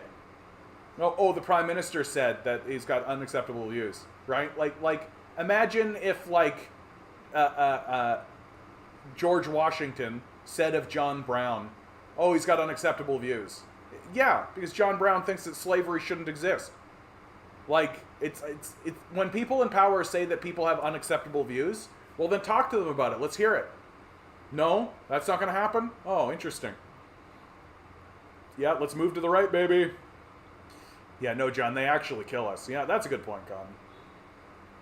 Well, John, I think you're just showing your privilege. You obviously never been in a convoy going bear hunting. You don't know that, John. You don't know that. Maybe I've shot a bear. You don't know. Huh? Maybe I'm Manitoba's greatest bear hunter. You have no idea. DM says Pierre will win the next election only because people hate Trudeau with a passion. I'm more of an anti-Trudeau vote, not because Pierre is a great politician. Yeah, I mean, I think Pierre is going to win because Pierre's messaging is better, frankly. That people are seeing that Trudeau is just a detached rich kid who doesn't care about them, right? And the inflation crisis, if you ask me, is case in point, right? Like, Trudeau is not attempting to alleviate, like, Trudeau's opinion is just literally, like, hands off, right? Like, literally let the Bank of Canada deal with it. He's not showing any leadership whatsoever, right? And now it's chewing into people's bottom line, right? Now people are getting poorer, and they know they're getting poorer, and they're getting poorer under a Trudeau administration. When Trudeau could literally stand up and say to these corporations, if you raise your prices, we'll arrest you. He could. He could do it right now. He could go on national television and say, if prices go up tomorrow, we begin arresting people. Is he going to do it? No, obviously not. Because he works for those people. Right? He's their employee. Do you think they would do the same thing if we tried to surround the halls of power? No matter the cause, wouldn't they spin it and demonize the movement in a similar manner? Of course they will, Matthias.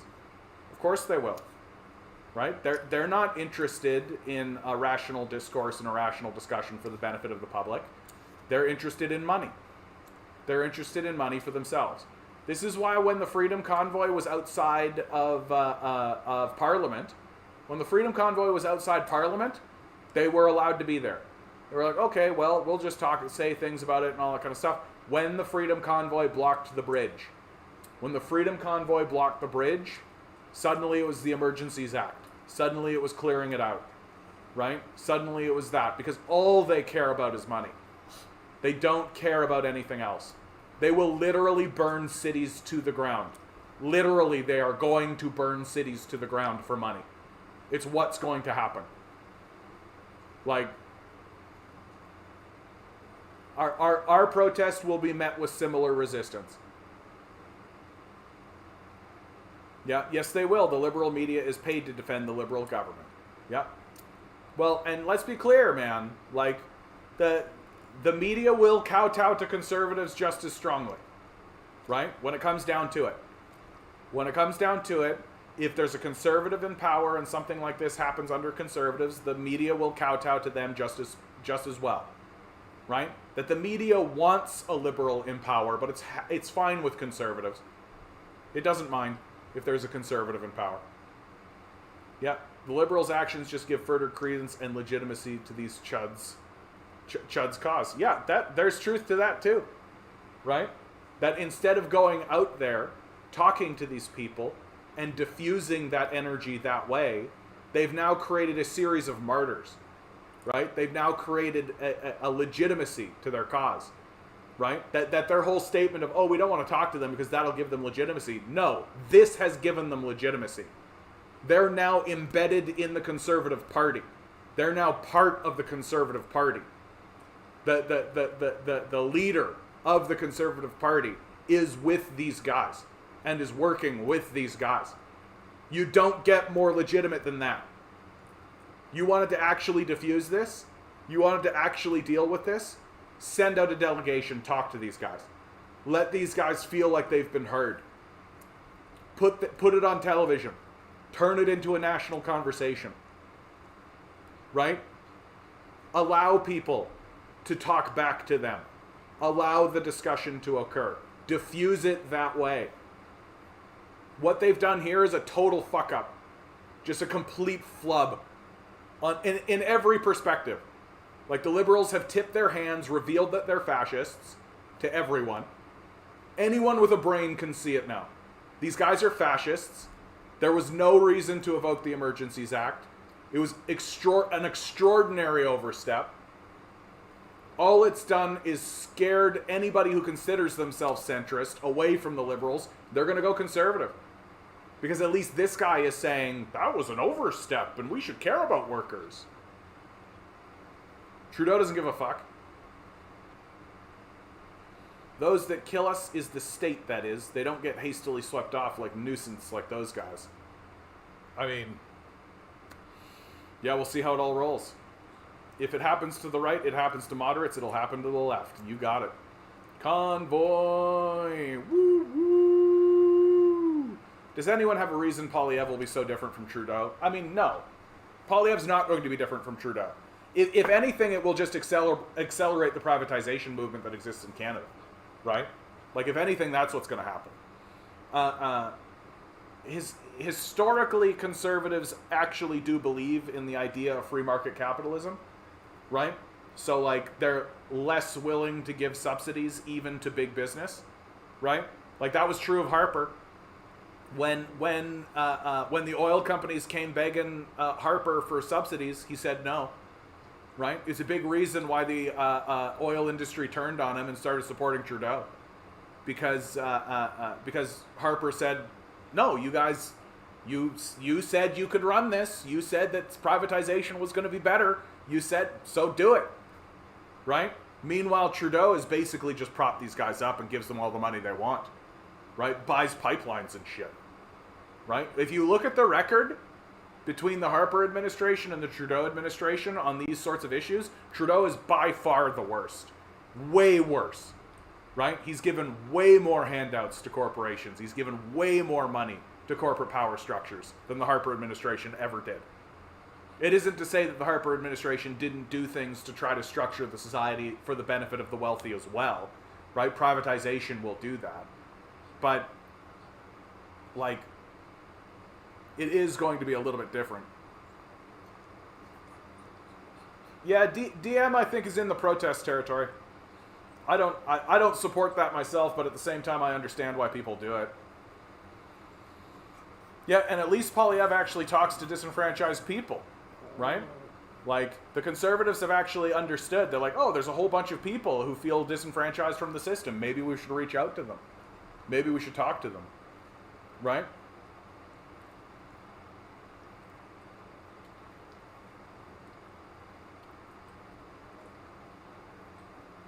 Yeah, that's not a good enough reason for me. DM writes, so Matthias asks, very plainly, why does he have your vote? Why does Polyev have your vote? DM responds, I want Trudeau gone. That's not good enough for me. That's not good enough for me. Trudeau's a lame duck. He's such a loser. But, like, it's not enough for me to suddenly take a swing into the conservative territory. I'm going to continue supporting communists. That's where I'm at. Unless these NDPers start standing up and actually saying things that matter, and actually, like, confronting the system of capital, I have absolutely no interest in them. Don't let the capitalist boot keep you down. Revolutionary optimism now.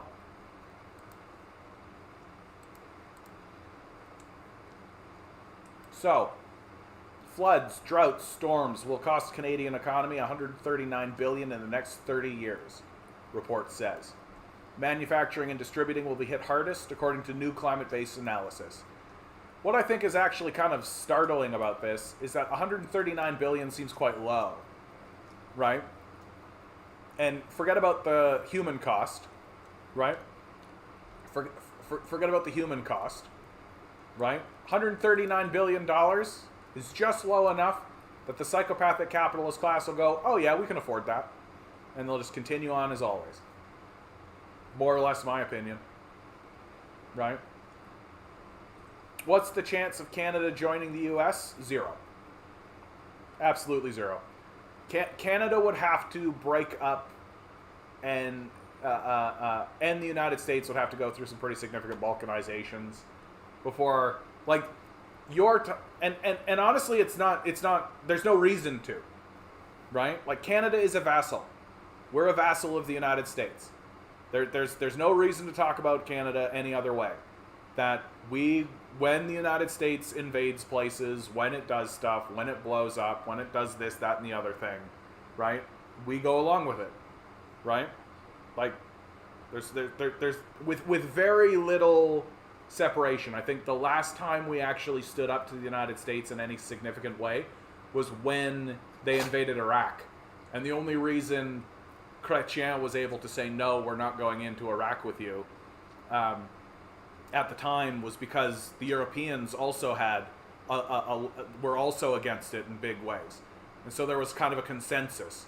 And the Americans went into Iraq saying, well, we'll do it without you then, right?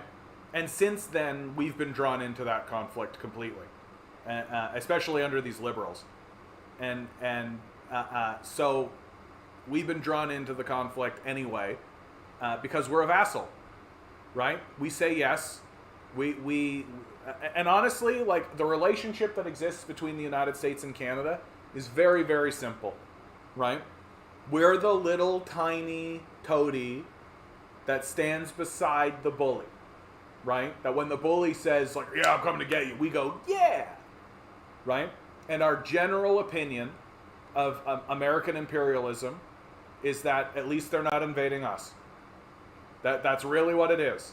That America is a psychopathic murderer, as bad as any Nazi you've ever met, on the world stage, absolutely decimating and destroying people, and we're essentially going, well, because what are we fucking going to do about it? And so we're choosing to join in, right? Because at least America's not invading us, at least America's not destroying us, right? So we might as well get involved in it. We might as well join in the plunder and get as much wealth for ourselves as we possibly can. That's Canada's position. So there's absolutely no need. There's just no need for us to join the United States. And I think that it would create a cultural crisis. I think that any prime minister that actually went along with that would be ousted instantly. And the party that he was in would be destroyed. Because one of the only real defining characteristics of Canada is that we're not the United States. It's really like Canadians do not have an identifying culture, right?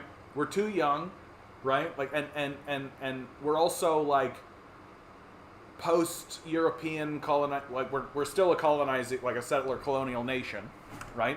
But we're no longer actively colonizing, right? Like, so we're in this kind of post period. What about province-level secession? That's possible, There is rumblings of that from, I mean, for God's sakes, you think about the secession movement that existed in Quebec, right? Like, back in the 90s, there was a secessionist movement that almost worked in Quebec, right? It was literally a 41-51 split. Like, that's how close it was. And of course, there's always the conspiracy theorists that say that it was that it was kind of nudged in the right direction, right? But like, so it was close. That was the Bloc Québécois, right? That it used to be a secessionist separatist movement, and it almost worked. Like, there is a timeline out there, right? In the mass multiverse, there is a timeline where that worked, and Quebec did separate, right? That's a very different Canada. It's a very different situation. And so it's completely, and moreover, it's completely possible that comes back. It's completely possible that comes back. And it's completely possible that Alberta begins fomenting that kind of dissent. Because Alberta has that kind of opinion as well. That there is secessionist movements that exist within Alberta. And it's completely possible. That, to me, is far more likely. It's far more likely to me that provinces would secede. That's far more likely to me. Yeah, we've already been annexed monetarily and culturally. Yep. I think that's true. And so there isn't really a need to just, like, move into the U.S. It doesn't have to exist. Right? And I think it would create a culture war. It would create like a big cultural problem. Yeah. We're beating around the bush pretending we still don't have colonial tendencies. Oh yeah, we're still colonial for sure. Like we're just no longer, like, what I meant by that statement very specifically, Gundies, is that we're no longer like actively colonizing this territory. Like we're no longer defining ourselves as Europeans moving into this space. Like, now we're here. As colonizers, we're here, right? And now we're creating neo-colonies and doing it the other direction now, going into the Middle East and Africa. Okay, guys, sorry, guys. I gotta pause for a second. My dog's in a crisis. Milo, buddy, you're okay. You're a good boy. Hey, you want some treats? Want some treats? What's this? What's all that? What's all that, buddy? Go to town, buddy. Go to town. That's a good boy. He gets this reverse sneezing thing that happens to him, where he starts snorting, and if I don't actually go and help him, he can hurt himself. He can hurt himself pretty badly, so I gotta help him. Hopefully that'll clear it up. It's so funny, because all he needs to do is swallow. That's it. Like, all he needs to do is go, like, a big swallow. Like, just drink some water, right? That's it, and it solves it immediately. But he's a dog, and so he's dumb, and you can't just tell him that, right? So what do? You gotta shove treats in his face. That's a good boy, buddy. And it works. It worked that time. Sometimes it doesn't, and then you gotta go nuclear. Then you gotta go really nuclear on it, and rub his throat, exactly. You gotta rub his throat. And sometimes that doesn't work, and when that doesn't work, then you really gotta flip him upside down in your arms, or not upside down, but you gotta flip him into your arms and then like really go to town, and that 100% works. But it's not good for him. He doesn't like it, and so, okay. Floods, droughts, storms will cost Canadian economy $139 billion in the next 30 years, report says. Floods, droughts, and major storms that wash out highways, damage buildings, and affect power grids could cost Canada's economy $139 billion over the next 30 years, a new climate-based analysis predicts. The report, titled Aquanomics, was published Monday by GHD, a global engineering and architecture services firm.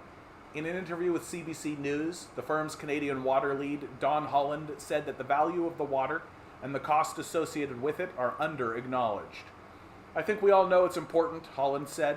We need it to thrive and survive, but it could also be one of those things that can wipe communities out. He added that the impact on the Canadian economy is $139 billion spread out over 5 different market segments. I've heard this numerous times. We experience climate change through the lens of water, Holland said. Either we have too much water or not enough. But really, when we talk about climate change, we experience it through water. He pointed to the 2021 BC floods, which for a time cut off rail and highway links between the country's biggest port in Vancouver and the rest of Canada. The disruptions stressed supply chains already hampered by COVID-19, raising prices, slowing production in factories that couldn't get parts, and leaving some grocery store shelves empty. The report predicts manufacturing and distribution will take the biggest hit from water-related climate disasters between now and 2050, an estimated $64 billion in losses, or about 0.2% of the total manufacturing economy a year. This is what I'm saying. They're just going to start to put it into the cost of doing business. That's what they're going to do.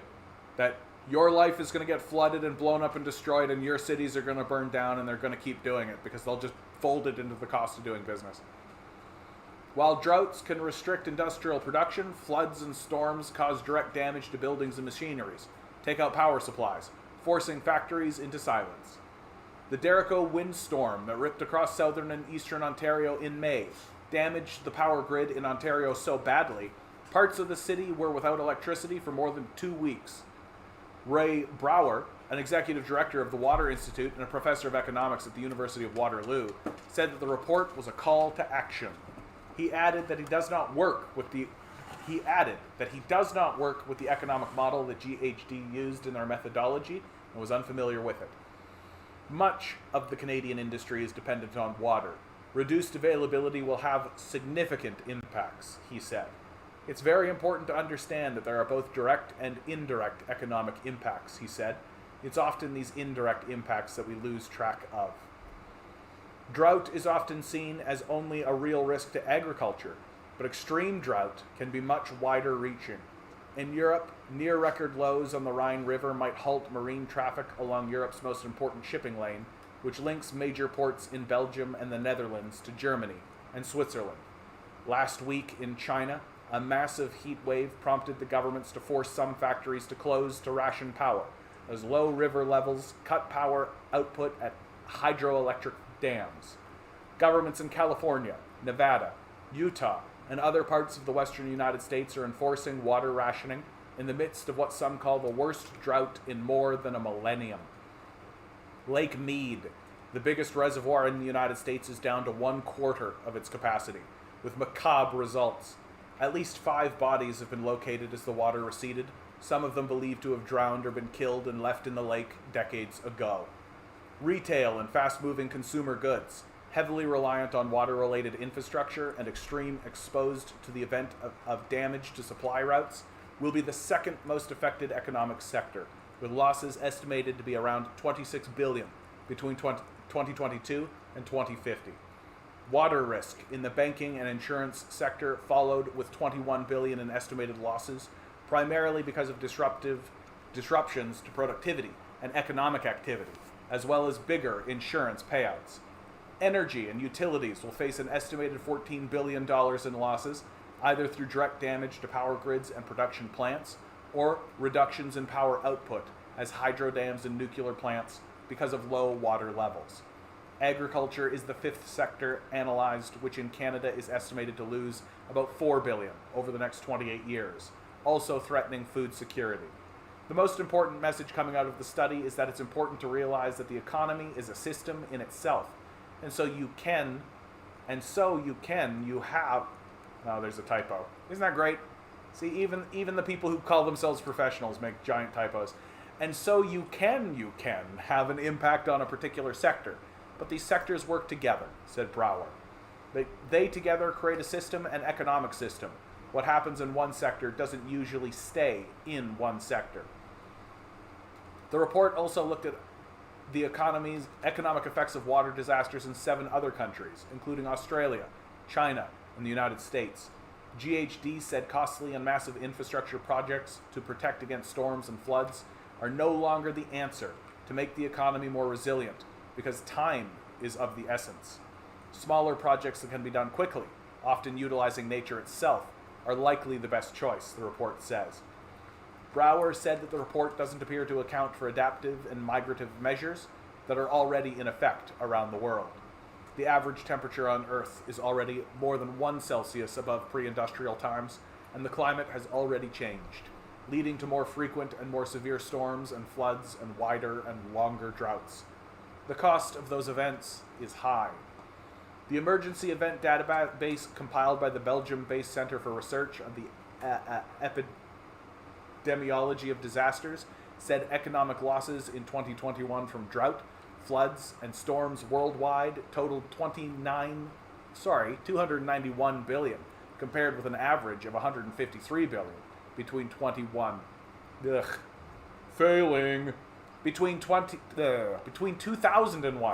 and 2020.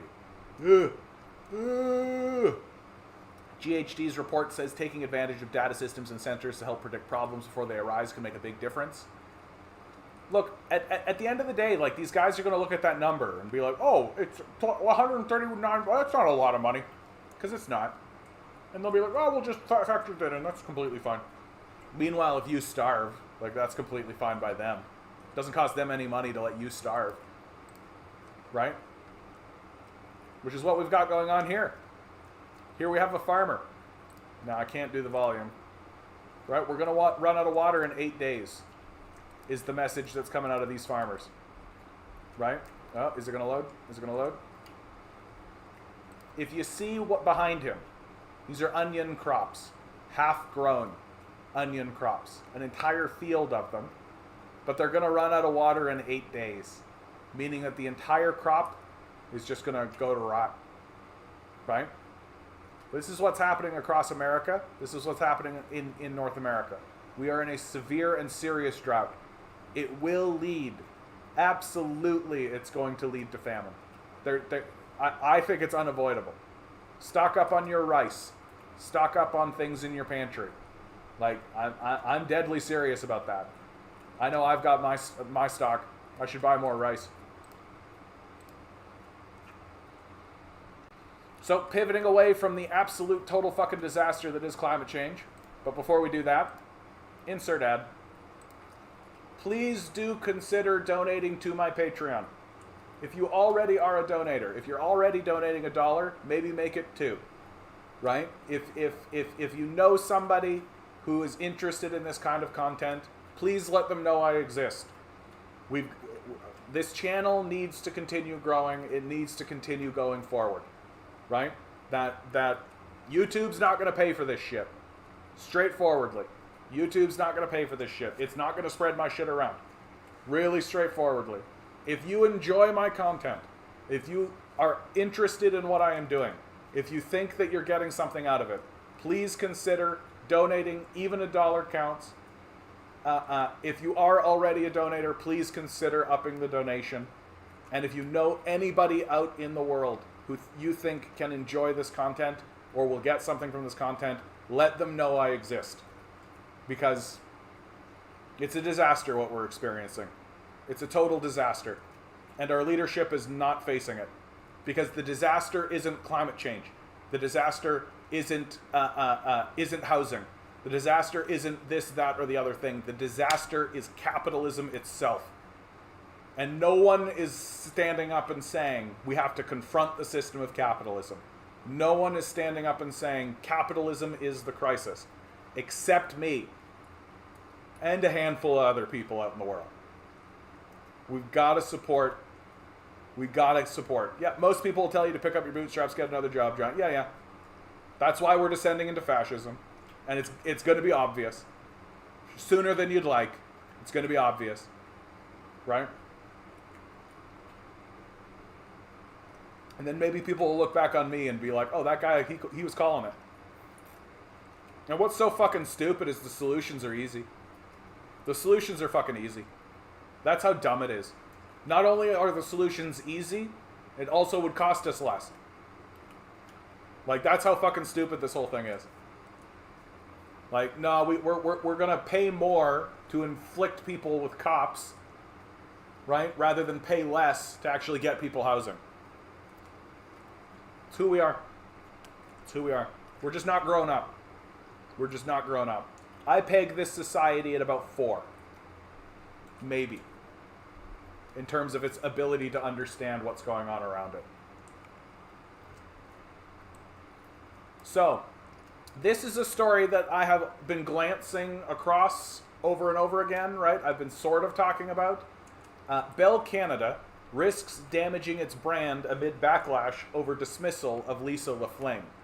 So, for those who don't know, right? Here, I'll just read it. The Bell brand was already taking a beating before the company dismissed Canada's favorite news anchor and set fire to its public image. Yeah, because we all thought that Bell was doing really well, right? We all thought that Bell was absolutely like the pristine. Oh my goodness. Sorry, my nose is just fucking killing me. Nose, how about you cooperate with me for once? The fact that Mirko Bibic, chief executive of Bell Canada parent BCE Inc., is now personally involved in restoring the company's reputation shows it sees risks to all its businesses. We should nationalize Bell. Straight up. Everything Bell touches should be completely nationalized 100%. Fuck these guys. Back in March, consulting firm Brand Finance published a study showing that the Bell trademark's value ranked 10th in the country, 4 slots lower than it had in the previous year. At $8 billion, the Bell brand was worth less than half that of market leader Royal Bank, and about $200 million less than that of its rival TELUS. It's so funny calling TELUS a rival. Like, they obviously work together. There's a mix of finance and art in these measurements, but the message for Bell was that consumers were putting more faith in other companies. Yeah, dude, if I could cut these companies out of my life completely, I would. Right? These people are parasites. I consider them to be demons in the society. Anytime they open their mouth, they just lie their asses off. That we should nationalize Bell, TELUS, and Rogers. They should be nationalized across the board. Nationalize the telecommunications industry. And that was before Bell-owned CTV kicked off a media storm by abruptly parting ways earlier this month with Lisa LaFlame, who had been at the network for 35 years and had spent the past decade as the face of the country's #1 ranked newscast, CTV National News. At CTV, Miss LaFlame was the brand. Is it Miss LaFlame or Miss LaFlame? The fact that change is coming to CTV is no surprise. TV networks face huge disruptive forces. Even the most loyal nighttime news watcher knows traditional television is losing its audience and advertisers to a host of tech platforms. In the absence of any new CTV business strategy to justify moving on from proven talent, Bell faced allegations of sexism and ageism. Miss LaFlame, like any woman of a certain age, had opted to stop coloring her hair during the pandemic. Speculation that this may have contributed to her exit kicked off social media attacks. Dove and Wendy's released ad campaigns in support of women going gray. Bell risked alienating a key customer group. Imagine being scared of a woman's hair going gray. Like, this is how baby-brained we are. This is how fucking childish we are as a culture. Oh no, a woman with gray hair. Oh, shut up. Like, holy fuck. Oh, I'm doing a lot better, Tinker. Thank you so much. Thank you so much. Yep. Canada has the highest internet prices in the world. I ditched Bell Internet years ago. Absolutely. Adam, I'm typing from your past. Regarding Hitler's euthanasia program, I was called life unworthy of life. Oh, and Adam, I want to say this on the live stream to you. You're not going to hear this for a long time, but I'm going to say it to you anyway right now, bud. Thank you so much for your hard work on the Keffels case. Thanks for keeping me in line on that story. I really value and appreciate that, bud. No, I don't. We were at odds for a little while on that, but I'm glad that you kept pushing on it, okay? Because that's very important to me. It's very important to me that I'm always standing and speaking from a place of truth. And if I'm not, I know I need people to be there to readjust and rejigger. I had been saying, I'll be explicit in what we're saying. I had been saying that Clara Sorrenti was experiencing harassment because she's a communist as well as a trans woman. And Adam was very skeptical of that claim, challenged it, and I think it's correct that Clara Sorrenti had broken from the Communist Party, and she herself has been saying this is happening to me because of the trans issue, and so I correct my position entirely. All of my support goes to Clara Sorrenti, and in her struggle, what is happening to her is utterly unacceptable. For those of you who don't know, Clara Sorrenti was a former communist member who parted ways in 2020. She's a popular Twitch streamer, a trans advocate, right? And the London police recently kicked in her door, stole her equipment, and doxed her. The doxing has forced her to flee her own home. She was re-doxed in the new location, and now she's had to fled the country. All because she's a trans woman. It's utterly unacceptable. There should be an enormous inquiry on the London police, which will never happen, of course. Absolutely brutal. This is the fascism that I'm talking about. Right? Forget about the communism connection, right? Like, that was I was speaking from a deep emotional place, because I'm scared of that happening to me. I'm definitely scared of that happening to me. Right? I don't want it to happen to me. And I see it happening to someone else, and it's deeply, deeply unsettling. And I think it's total fucking bullshit. So, my thanks to Adam, and my heart to Clara Sorrenti. Ugh. I am doing a lot better this week, I gotta tell you. And you know what? You know what's really kicked it off for me? What makes me feel a lot better? Right? I just saw this meme, and it really reignited something inside of me. Well, that, and I've reconnected to the chakra stuff. Right? Do this. Like, do this. It helps. If our struggle is hopeless, their propaganda would be unnecessary. Keep going. Keep going. Major is saying, I think LaFlame wanted more money towards Ukraine coverage. Yeah, maybe they'll actually talk about it. In the days after Miss LaFlame's departure, Bell's corporate culture came into question. The company announced it would be launching an independent review of CTV's newsroom, and Michael Melling, Bell's media vice president of news, took a leave of absence. Bell, which each year earns kudos for its philanthropic commitment to mental health through its annual Let's Talk campaign, spent last week telling the public that its commitment to a workplace devoid of toxic behavior. Job one for CEOs, as National Football League Commissioner Roger Goodell puts it, is to protect the shield. On Friday, Mr. Bibick did just that.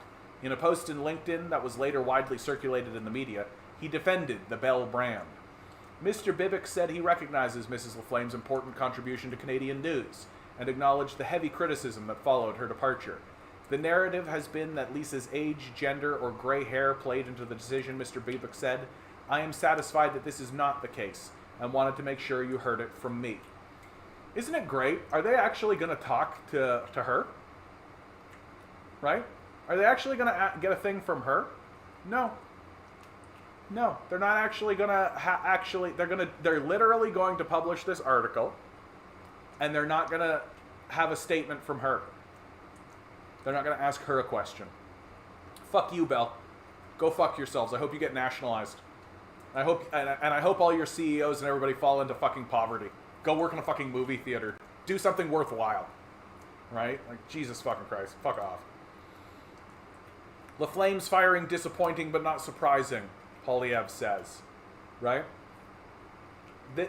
Again, Polyev slam dunking on this, man. That's just it. So what is the exact reason she was fired? I don't know. I can't seem to find it. If somebody can provide a source, I'd like to know. Right? LaFlame said in she was blindsided when Bell Media ended her contract after 3 decades. A Globe and Mail letter reported she had clashed with CTV News executive Michael Melling, and that he had questioned who approved her decision to let her hair go gray. So that seems to actually seriously be it. She let her hair go gray. And this Michael Melling, this boy man, right? This little child, right? This tiny little dicked, pathetic loser, Michael Melling, who's scared of a woman with gray hair, let her go over it. Like, guys, these are the people who run our country. They're incompetent, deluded, detached, terrifying, psychopathic little boys who are scared of a woman with gray hair. Like, dead fucking serious. Like, dead fucking serious. I can't think of a tinier dicked decision, of a bigger loser than, oh, that woman who is of an appropriate age, her hair has gone gray. Well, that seems normal. Like, what's wrong with your fucking brain? What's wrong with your fucking brain, dumbass? Like, if a man goes gray, nobody gives a shit. Maybe people will comment on it and be like, well, yeah, but he's getting to be that age.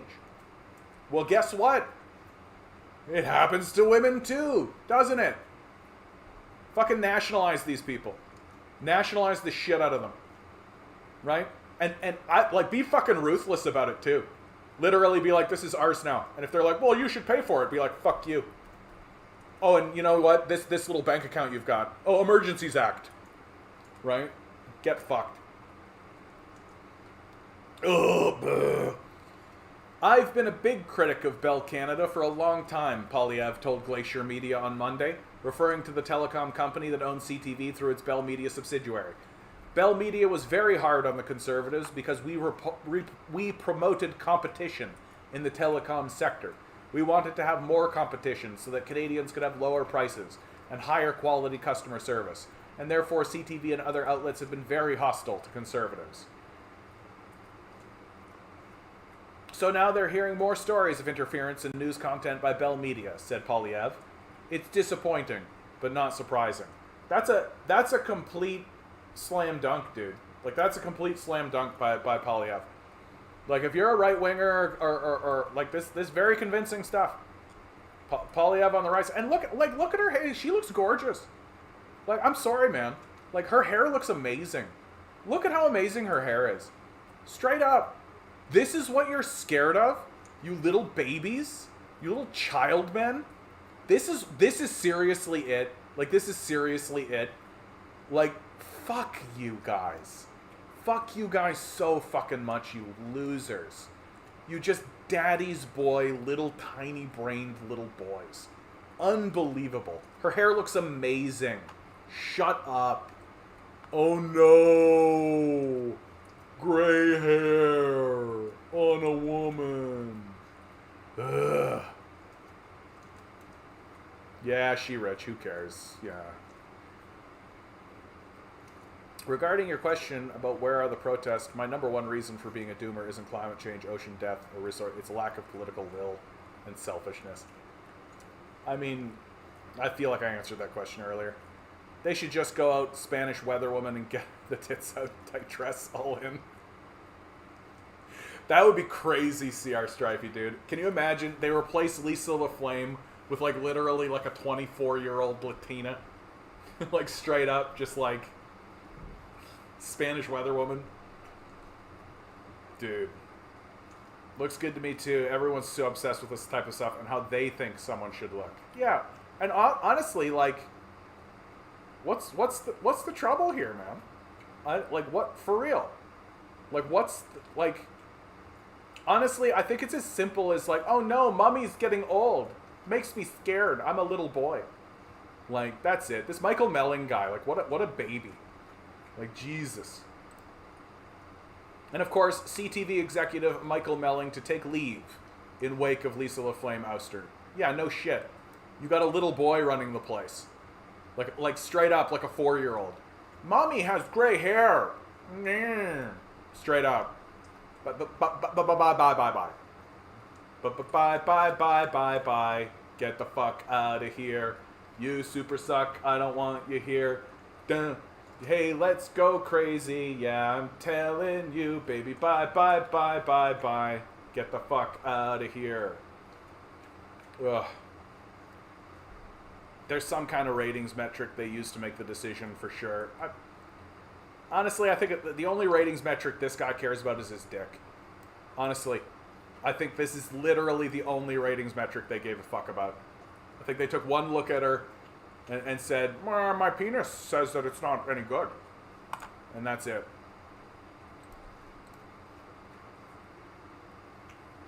Ugh. Ugh.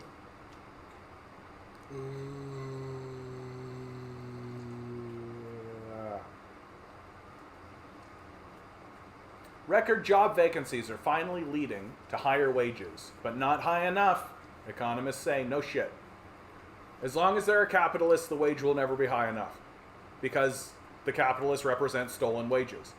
That's their existence. That's their whole position, right? Any money that the capitalists are making while sitting around doing nothing, right, is just stolen wages from the working class. That's the structure of the piece. That the capitalists are not providing anything, they're not doing anything. That's why privatization is a failure. Because fundamentally, in order to pay for these worthless parasites who do not provide any value to the enterprise, you have to either cut services or reduce wages. There's no other way to pay for these parasites, right? And they don't create efficiencies in the system. They themselves are an inefficiency in the system, right? That's why privatization fails every single time it's been tried, right? All of these assholes walking around saying that communism doesn't work every time it's been tried. Like, literally false in like on the face of it. And then what's the system that they defend? Oh, this privatization model that we have all of this evidence that shows it fails. It doesn't work. And why doesn't it work? It doesn't work because you got to start paying a parasite who provides no value whatsoever. Whatsoever.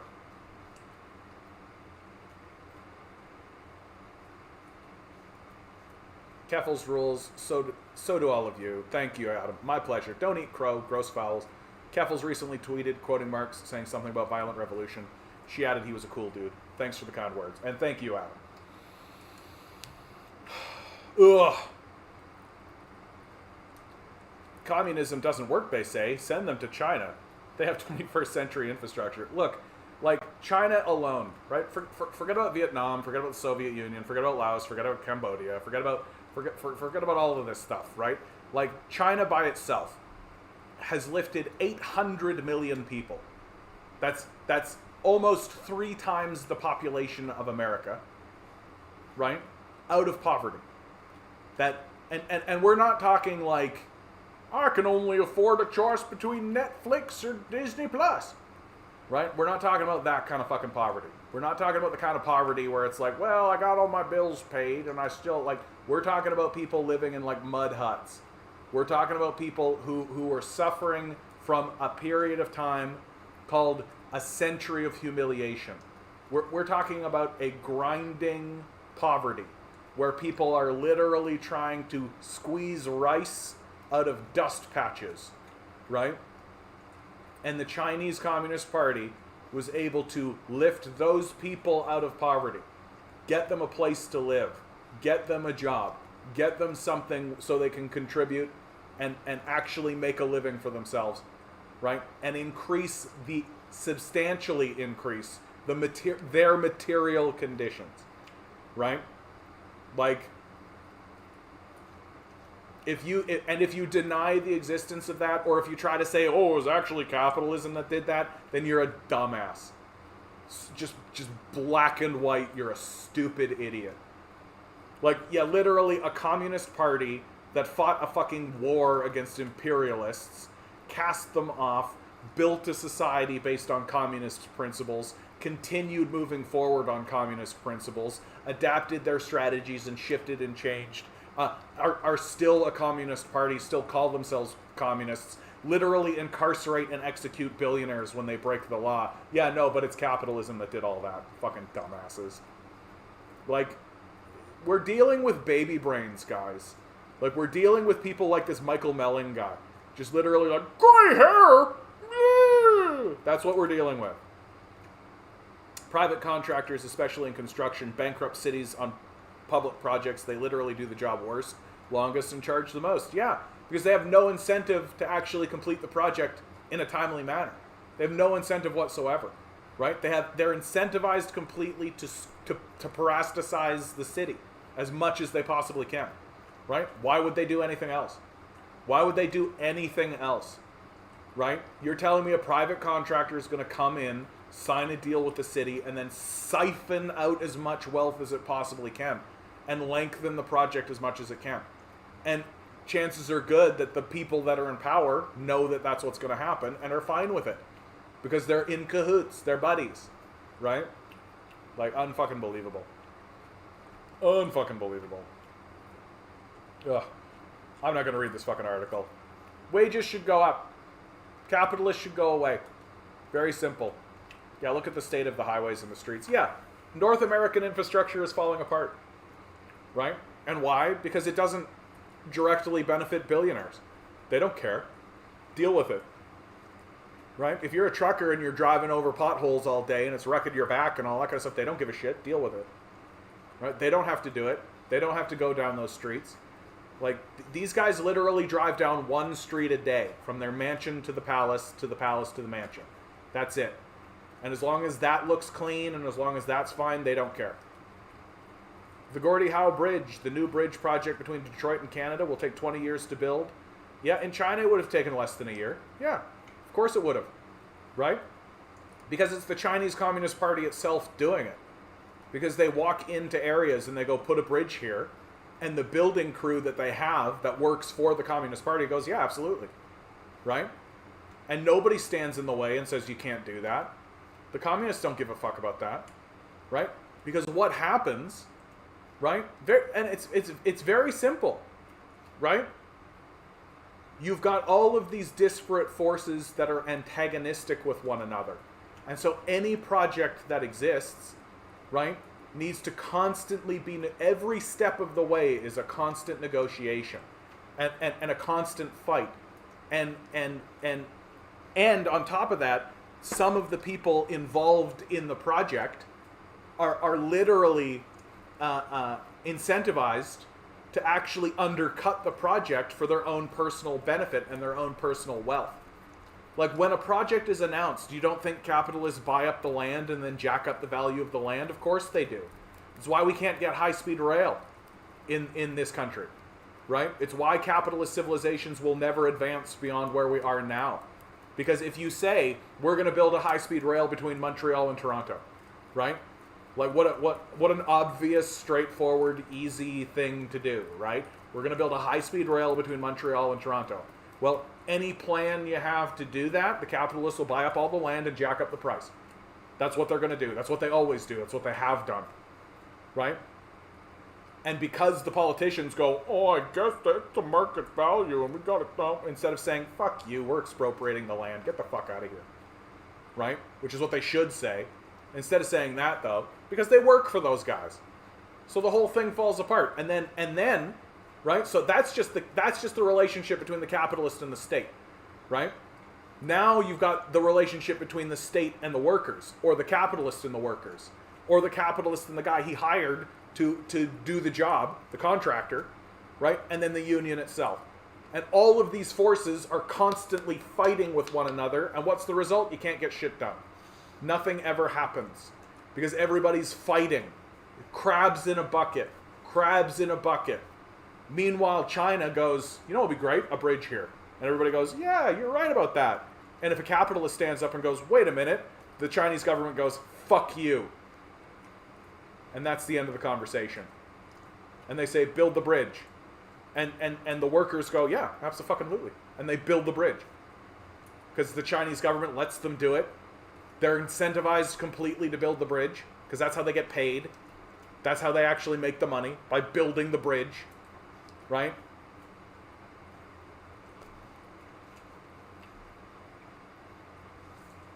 Like, goddamn. Like, goddamn. Jackson water system failing. City will be with no or little drinking water indefinitely. I think we're going to do a rapid fire. We're going to go into the rapid fire here. Actually, no, that's not true. We're not going to go to the rapid fire. My bad. We're going to skip this one, though, because I already talked about climate change today. We're going into international politics. Ba-ba-da-ba-ba-da-ba. Empire! Ho! Biden to ask Congress to approve $1.1 billion arms sales for Taiwan.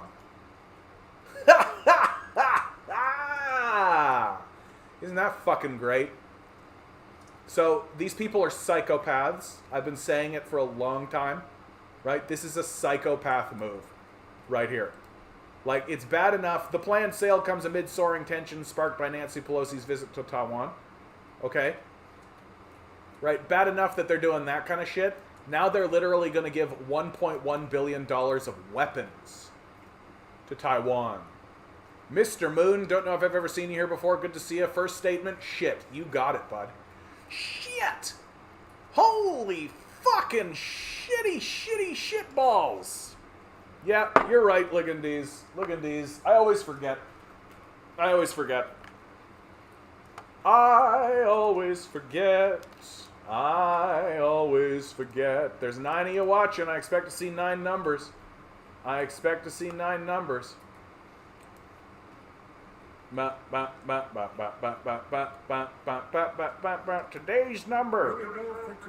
number. It's August. In honor of the $1.1 billion that we're going to give to Taiwan for weapons, I'm going to say a 1. You and me, Tinker. Ride or die. Baldy McNosehair. Absolutely, sir. I hope it's a 6, just based on the name alone. I'm staying with a 1, but I'm hoping it's a 6. Just for you, Baldy McNosehair. What a great name. What a great name. Here we go. Here we go. 5. CR Strifey. Today's your day. Today's your day, CR Strifey. May something strange and esoteric happen in your life that takes you a long time to decipher, and when you finally do decipher it, may your response be something grander than just like, huh, okay.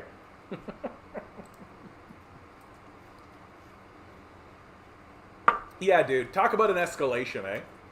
Like, talk about a fucking escalation. Talk about walking up to a bear with a stick and just, like, poke it. Just poke the bear in the fucking eye with your stick. Like, the Chinese aren't going to tolerate that. You're not going to get... You're not going to get $1.1 billion of arms onto Taiwan. That's not going to fucking happen. What the fuck is this? What the fuck kind of baby brain, dumbass, shit-ass move is this? And can you imagine the, like, leaders of Taiwan being like, yeah, this is a good idea. What? I think it's a good idea to accept $1.1 billion worth of what? This is exactly what we've been fucking talking about. This is exactly what we've been fucking talking about. Like, the United States, right? The Chinese government is not going to accept the United States fucking arming. Well, thank you so much, Baldy McNosehair. I appreciate that, bud. Every little bit helps, bud. I appreciate you. Well, all I can do to show my support to my comrade. Have a good night. You too, bud. I appreciate that so much, bud. Thank you. Thank you. God bless you. Ugh. Good opportunities. Like, share, subscribe, right? Donate to my Patreon. Every dollar counts, guys. Thank you so much. Yeah, and they're doing this with the PLA has the island surrounded. Very galaxy brain move. It's complete. China hesitated. How did China hesitate? Nancy Pelosi landed and they fucking surrounded the place. They were doing like flyovers of Japan and shit, dude. Build back better. Come on, man. Come on, man. Build back better. We gotta make sure that the Taiwanese like this is demented nonsense. This is demented nonsense. Technically, the Discord access comes through the Patreon. I'm just going to put that out there, right? I'm just going to put that out there, right? That's all I'm going to say. But if you send me your information, I'll get you into the Discord. So what? They didn't invade? Yeah. Yeah, exactly. Like, oh, China didn't straight out invade.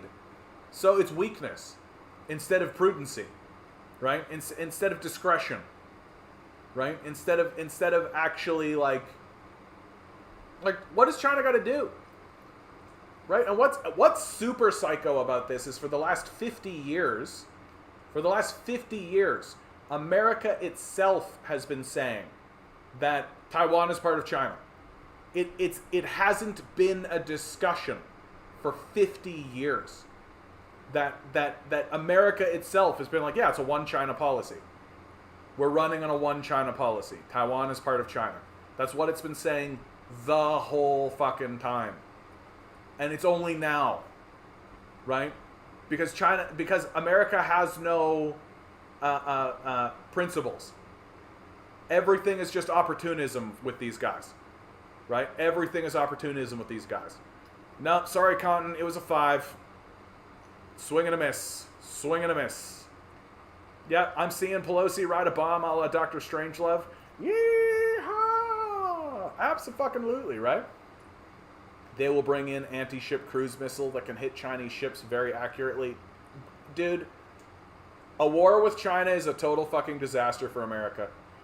It's a total fucking disaster for America. America is stretched out too thin. It doesn't have the resources to take on something like China. It doesn't. Straight up, it does not. Right? America no longer has the economic base. It no longer has the manufacturing base. It doesn't have the support of the citizenry. Like a war with China, like, yeah, they'll blow a lot of shit up. Right? For sure. For sure they will. That's America, baby. America will blow up a whole bunch of shit. But the truth is that China can build faster than America can bomb. That's the truth. That America will come in, drop a whole bunch of bombs, do a whole bunch of stuff, lose a lot of soldiers, lose a lot of men, lose a lot of ships, lose a lot of stuff, and then China will build back, right? It will embolden the Chinese citizenry, which outnumber America 3-1, right? Like right now, what are we seeing? We're seeing a China that is interested in protecting itself, and a China that is that citizenry is largely peaceful, right? If America bombs China, we will see a China rise like a dragon on the world stage. We will see the demonic face of the dragon, and we will see the force of 1.6 billion Chinese people and the power of the communist state turn its head towards North America and blow fire upon us with its full rage. We are not going to win this. It won't be close. That the initial volley will appear to everyone in the world as a tiny little pinprick in the back of a sleeping dragon. Like, we're demented. This is dementia-driven insanity. There's no other explanation for it. Like, we cannot defeat China. It's not going to happen. That this act by itself should have people surrounding the halls of power. This is dementia. We're seeing our system turn fully psychotic and antagonize a culture that it simply doesn't need to. That's what's so crazy about it. It's utterly senseless.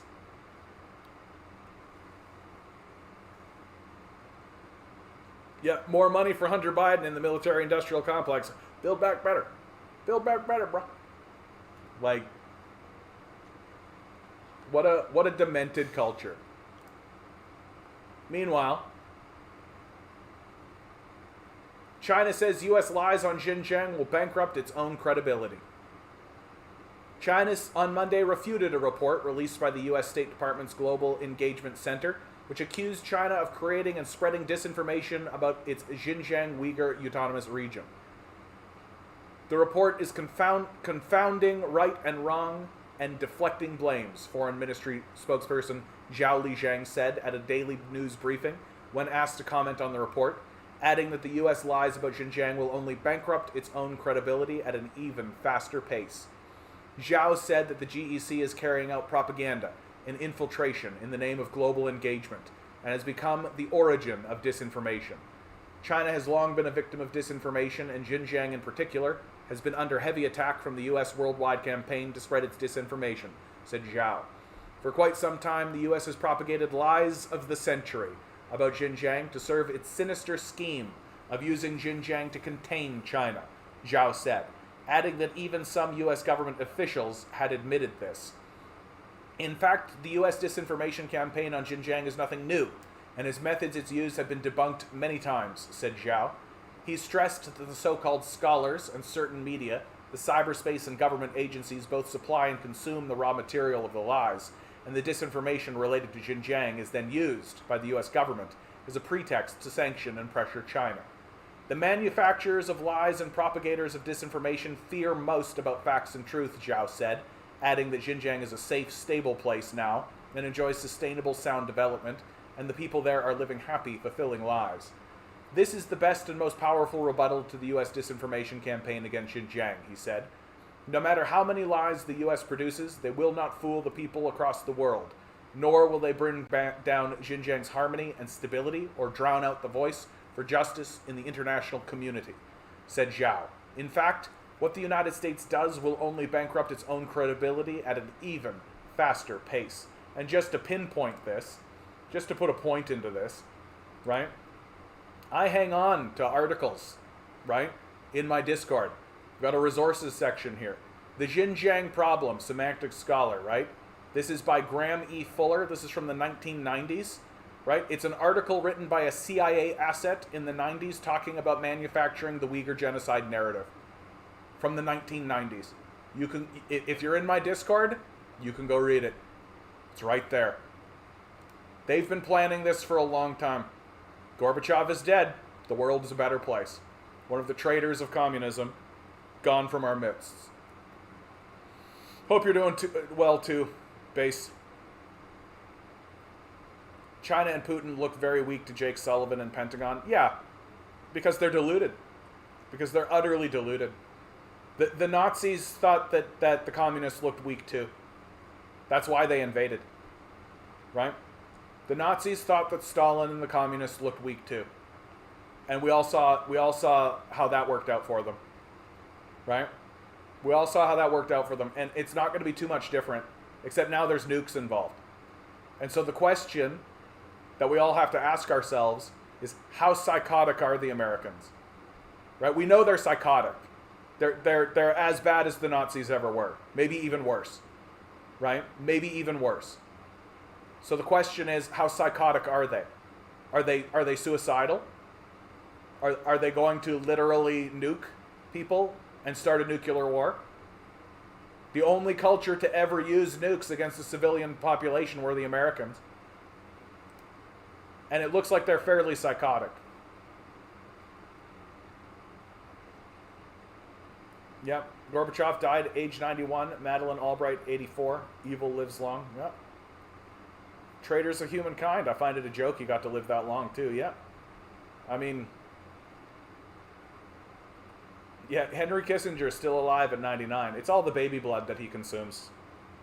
That's really what's doing it for Kissinger, right? Just draining as much baby blood as he possibly can.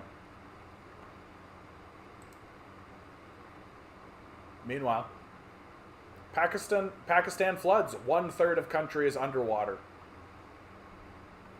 Like, this is a real disaster. Like, if you're Pakistan, like, this is a climate change disaster, right? This is a climate change disaster for Pakistan. And if you're Pakistan, you're not working with the West anymore. Like, this is an enormous disaster. It will take them decades to recover if they ever do. Right? Do you think the West is racing to help these guys out? Do you think we're all going like, oh boy, can't wait to send aid packages to Pakistan? No. We're too busy sending arms to Taiwan, right? Devastating flash floods have washed away roads, homes, and crops, leaving a trail of deadly havoc across Pakistan. It's all one big ocean. There's no dry land to pump the water out, Sherry Riemann said, calling it a crisis of unimaginable proportions. At least 1,136 people have died since the monsoon season began in June, according to officials. The summer rain is the heaviest recorded in a decade and is blamed by the government on climate change. Literally, 1/3 of Pakistan is underwater right now, which has exceeded every boundary, every norm we've seen in the past, Ms. Riemann told AFP news agency. We've never seen anything like this, the minister added. Of those who are known to have died, 75 were in the past 24 hours alone, officials said on Monday. adding that the death toll is expected to rise. Speaking to the BBC, Pakistan's Foreign Minister Bilawal Bhutto Zardari said 1/3 of those killed are believed to be children. We're still coming to grips with the extent of the damage, he added. Officials estimate that more than 33 million Pakistanis, 1 in 7 people, have been affected by the historic flooding. Heavy waters in the country's southern Swat Valley have swept away bridges and roads, cutting off entire villages. Thousands of people living in the mountainous areas have been ordered to evacuate, but even with the help of helicopters, authorities are still struggling to reach those who are trapped. Village after village has been wiped out. Millions of houses have been destroyed, Prime Minister Shehbaz Sharif said on Sunday after flying over the area in a helicopter. Those who managed to escape have been crowded into one of many makeshift camps across the country. Living here is miserable.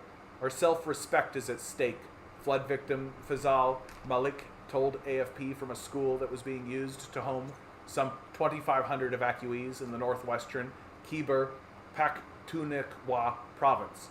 Provinces like Sindh and Balochistan are the worst affected, but mountainous regions in Khyber Pakhtunkhwa have also been badly hit.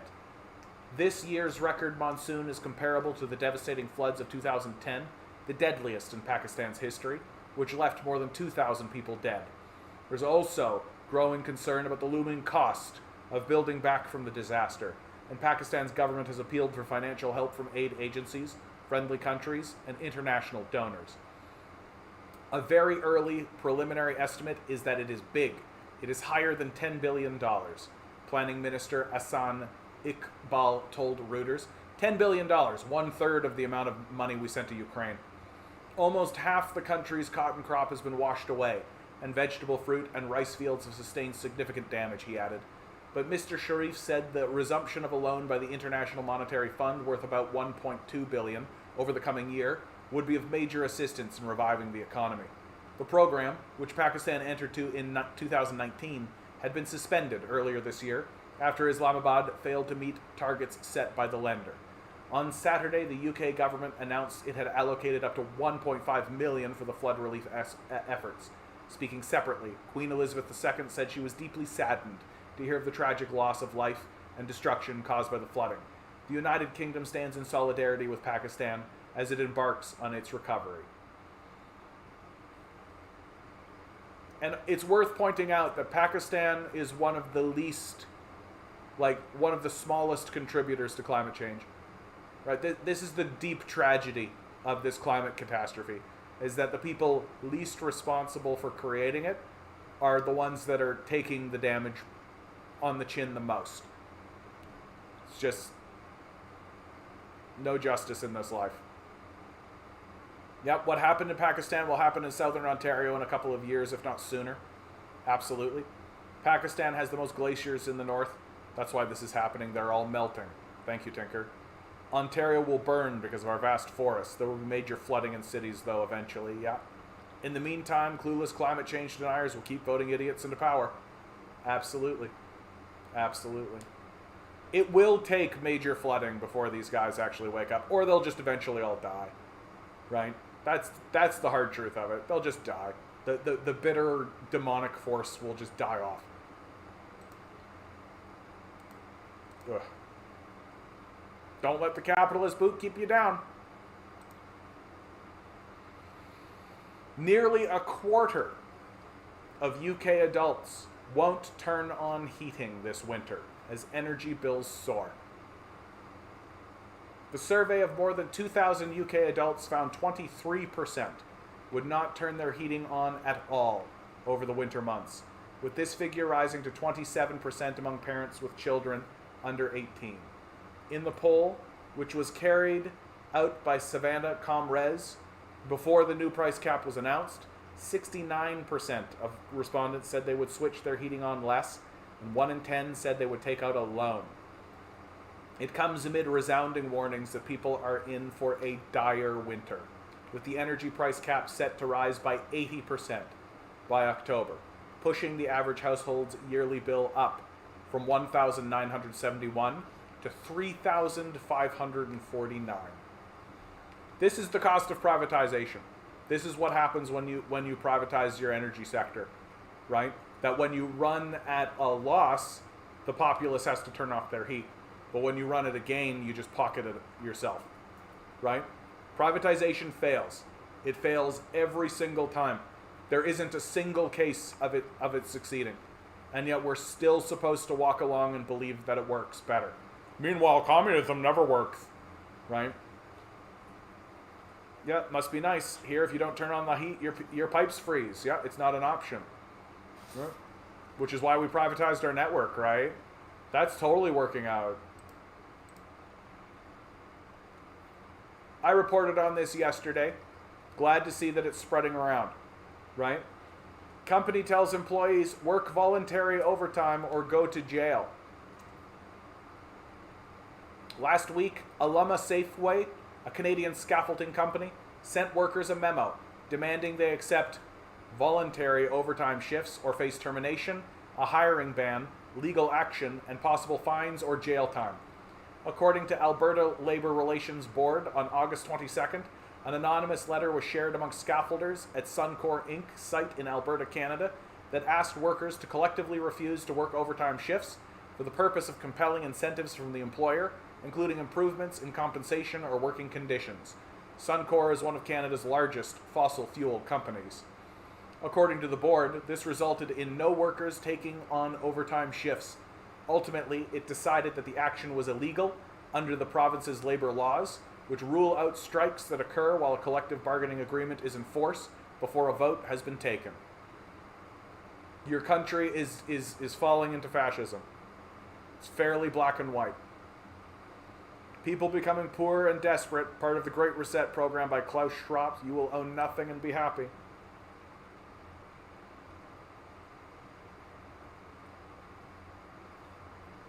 If you ever wanted to know what you would be doing while the Nazis rose to power, now you know. Now you know. You know. This is exactly what you would be doing. This is precisely what you would be doing.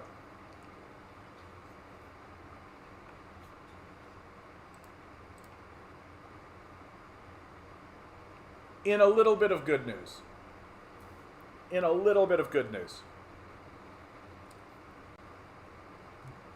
Basic income grant is coming to South Africa. Applying for it should be made easy. Oh, did it cut me off? It cut me off.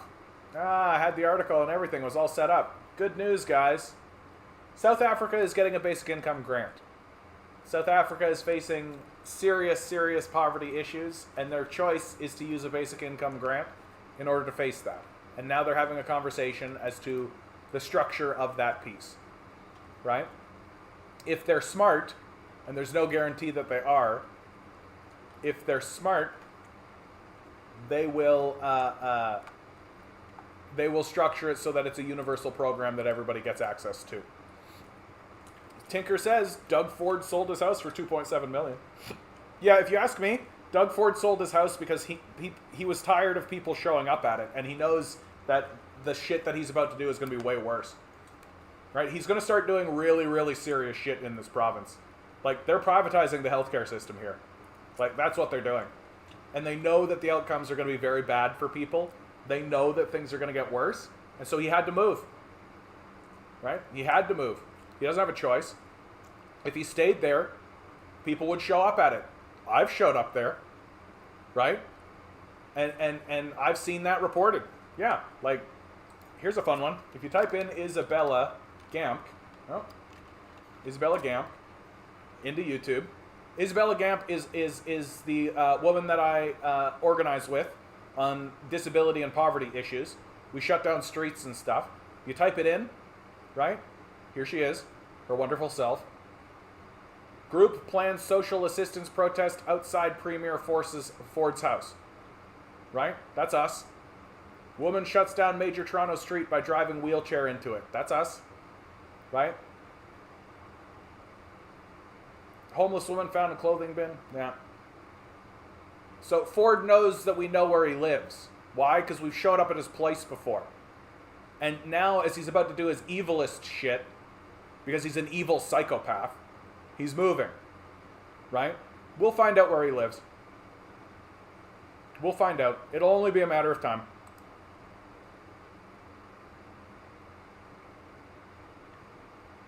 Yeah, he's moving into a house between Timmy's and a McDonald's, yeah. Or he's just moving into a McDonald's, right? Just shove the food directly into his fat, stupid face. John Tory going for a third term, he says. Yeah, I mean, he might as well. He's a ghoul, right? Like, he doesn't need energy, right? Like, he's propelled by his ghoulish vampiric masters, right? Like, he's going for a third term. My hope is that so Isabella is running for mayor, right? And we're doing everything we can. My hope is that she gets up on stage with him and humiliates him because he's a loser. Like, fucking sending cops and attacking people in parks and shit. If the people of Toronto continue voting for John Tory, this place is as bad as like Sodom and Gomorrah. Like, fucking burn it down. Unbelievable. Yeah, he could be Grimace if they threw some purple dye on him. No shit. He'd probably just end up looking like that fat kid from Willy Wonka and the Chocolate Factory, right? Just all like blown up, like a fucking idiot. I love this. Growing harassment of Canadian public figures, a threat to democracy. The growing frequency of harassment against Canada's public figures poses a threat to democracy that needs to be taken seriously, the country's public safety ministry is warning. In a press conference on Monday morning, federal cabinet ministers condemned the verbal attack on Deputy Prime Minister Chrystia Freeland that took place in Alberta on Friday, said the incident is the latest in a worrying trend of abuse and hatred against Canadians in public roles. You know what this article tells me? It tells me that it's working, and we should do more of it. A lot more of it. We should ramp it up. A lot. Big time. We should be doing this at their houses as they try to get in their cars. Like, if they're complaining about it, if the powerful who are abandoning us and trying to destroy us are complaining about it, then it's working and we should do more of it. A lot more of it. Right? Shame it's always right-wingers doing it. I agree. But it works, and it's working. Right? Makes sense that it would be right-wingers doing it, by the way. Right? Following that asshole-ish tendency. Right? They're not hindered by, public decorum. They're not hindered by manners. Right? They're not hindered by needing to look gracious. Right? A lot of people on the left are very much like, oh, but the polite society, as if there is such a thing in a society that's actively abandoning its citizens. There's no polite society. Like, that's trash. And that's what we're really fighting against on the left, right? We're fighting against this idea that, like, oh, but the decorum. There's no fucking decorum. But you don't need to follow any of these fucking unwritten laws by these goddamn losers. There's no law against verbally harassing these people. There's no law about treating these people like the assholes that they are. They're actively abandoning you while empowering Nazis and fascists. Right? You don't need to be nice to these people. They're not your friends. They're never going to be your friends. Right? They're snakes. When they smile at you, it's just because they want your vote. They're just snake oil salesmen who are liars, who will actively stab a dagger into your back if it earns them 1/100th of a penny. Like, fucking get rid of it. No, these people yelling at Trudeau and Freeland are not climate activists. They are right-wing fascists. Yeah, I know. We should do more of it. The left should get out there and do more of it. Like, I'm sorry, man. Like, you want my opinion, Tinker? Right? Canadian citizen who identifies as a fascist, politician. Straight up. Like, politicians are at the bottom. Somebody screaming at a politician, yeah, I'm on his side. Absolutely. Those people are still Canadian citizens being abandoned by the state. And if the state actually gave a shit about them, they would improve their material conditions. And they're not. You know why? Because they don't give a fuck about those people. They don't give a fuck about us. They don't care at all. We should be terrorizing these politicians. We should be terrifying them. They should literally be walking around going like, what's going to happen next? That should be the state of their lives 100% of the time. And I'm never going to back off on that. Ever. Chris Hedges says that.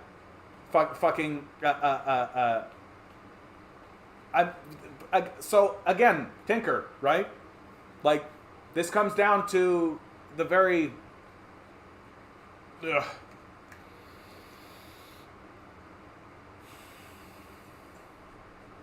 This is the difficult conversation. And I don't want to bowl through it. I don't want to bowl through it. And I don't want it to take it into an emotional place. Because this is a constant, persistent conversation that we need to have, and we need to have this conversation lucidly. Right? We need to have this conversation lucidly. The power structure will divide us along identity politics lines if it means we don't ally on class issues. Right? They will happily and have happily and will constantly come after us on identity politics lines and divide us along those lines. And the hard reality, and it is a hard reality, the truth of that is that we are going to have to accept that there are workers who are racist. If we want to improve material conditions for everyone, if we want to see material conditions arise, right? We as communists can say we are not interested in racism. We want equality across the board, and we can stand on that position. But if we are not going to go after the powerful, if we are not going to fight against the power structure because of identity politics issues, then the power structure is winning. The power structure is winning. And we'll continue to fight along those lines as long as we allow it to. As long as we continue falling into this trap. Right? And again, I said this earlier, Tinker. I highly suggest, right? I highly suggest to you, Tinker, because I'm not going to go back through all of it. I highly suggest to you, go back in this video, right? I talk about, I think it was at 7:30, so halfway through about. I read an article from Newsweek written by one of these truckers, and then I talk a lot about the reality of the truckers and the trucker position, right? That we can disagree with these people on these lines and these things you bring up, while simultaneously accepting that they're still citizens. They still have rights that are protected under the Charter of Rights and Freedoms. And that what is happening,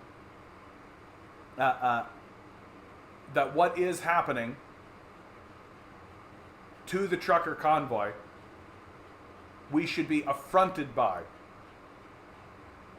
based on their rights as citizens and being inflicted by a power structure that is abandoning them too.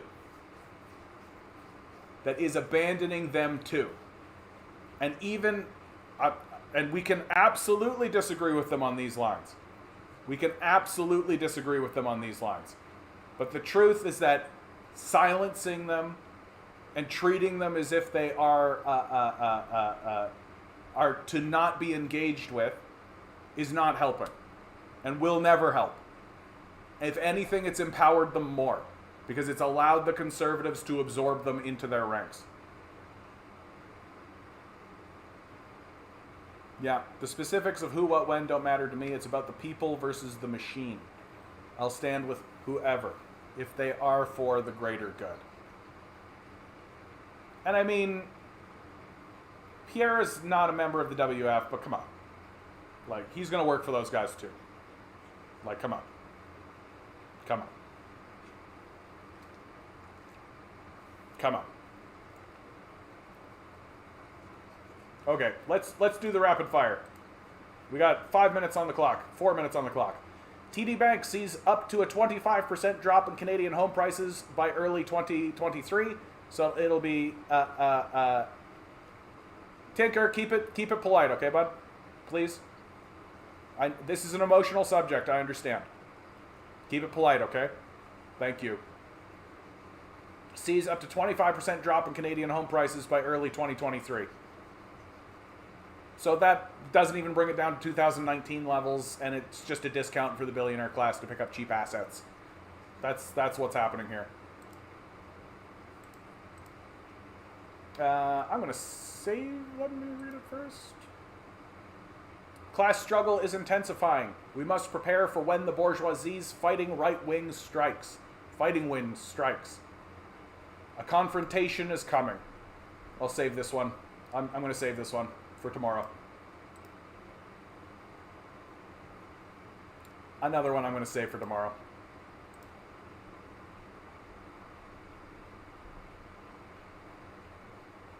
We've had this conversation before, Tinker. Too many racists in here pretending they're on the left. Like, I don't think that's a fair assessment.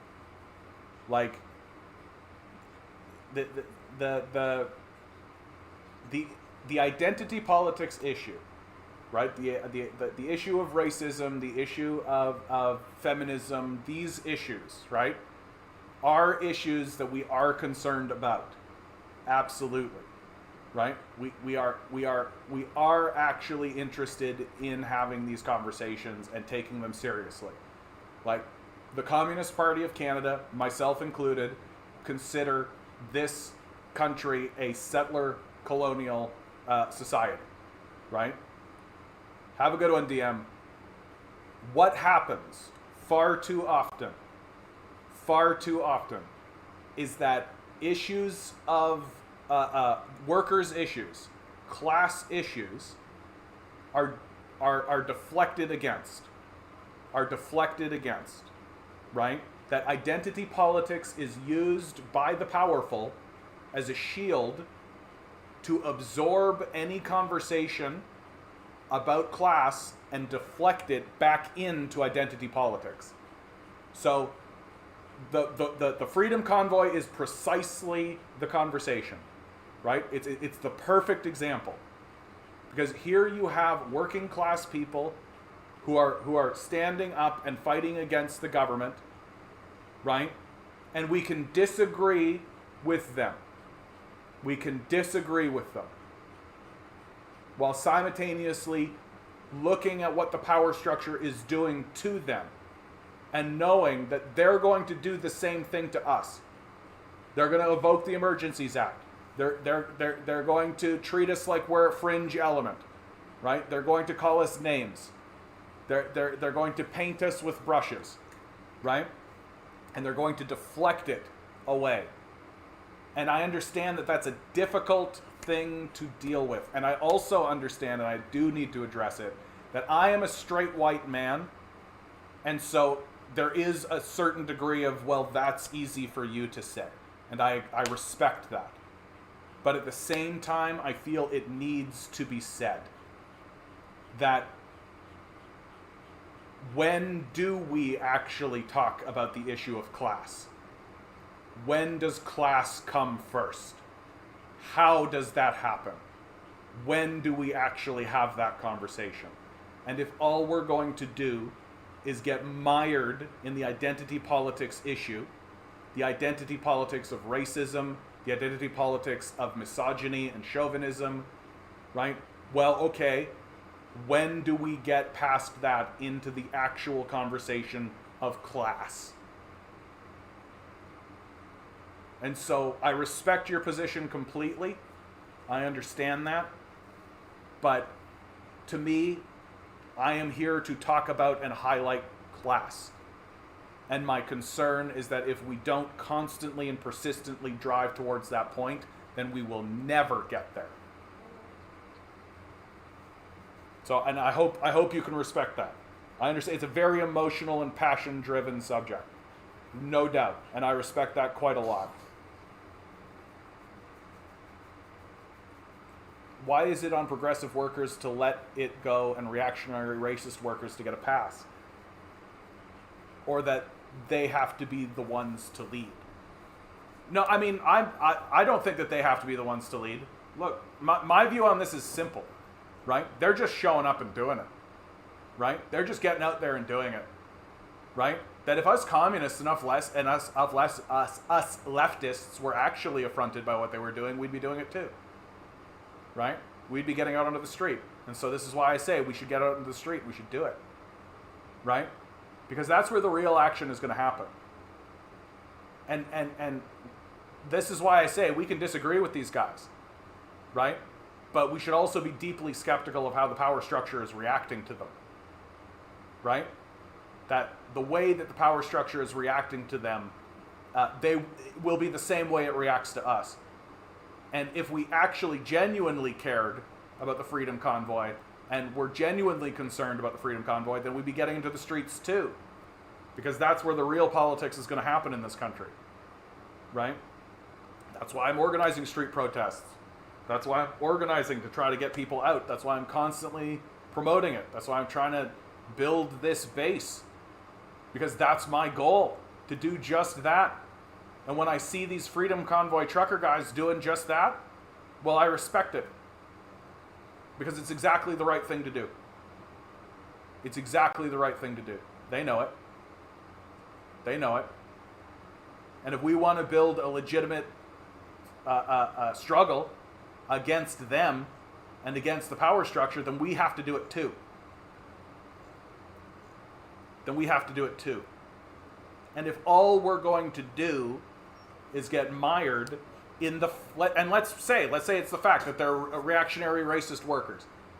If that's all we're going to talk about, if that's the only place we're going to end up every single time we have a conversation about this, then we're not really going to get anywhere. It's just going to turn into an insular bubble conversation where we all just kind of pat each other on the backs and agree. And it's not really a conversation I want to have that often. I respect why people want to have it, but it's not really one that I think is particularly useful for what we need to achieve and what we need to do. Yeah, we should outnumber them. Absolutely we should. But make no mistake, they struggle on class lines. I'm not letting my guard down, and if they step to me or my loved ones wrong, I will take them to hell with me.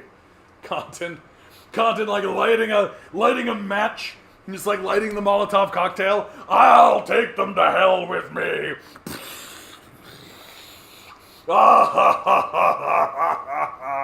Yeah.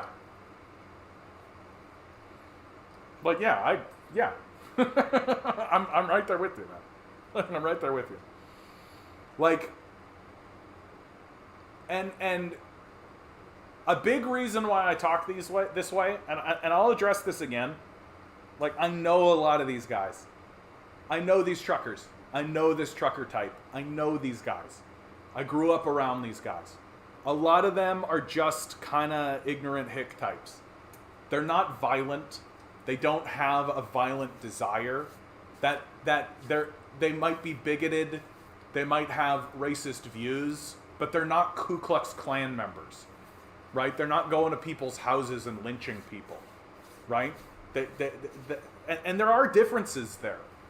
And so to castigate an entire group and pretend as though that's kind of what's going down sacrifices a lot.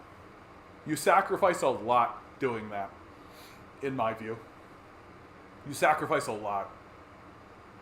And there's just... Don't get me wrong, I'm with you. Like, if these guys start picking up guns and start going after people of color, and start going after trans people, start going after gay people, then yeah, we gotta fight back. That, to me, is black and white. If they start fighting, we gotta fight back. Right? Very, very, very simply. But a lot of these guys aren't doing that.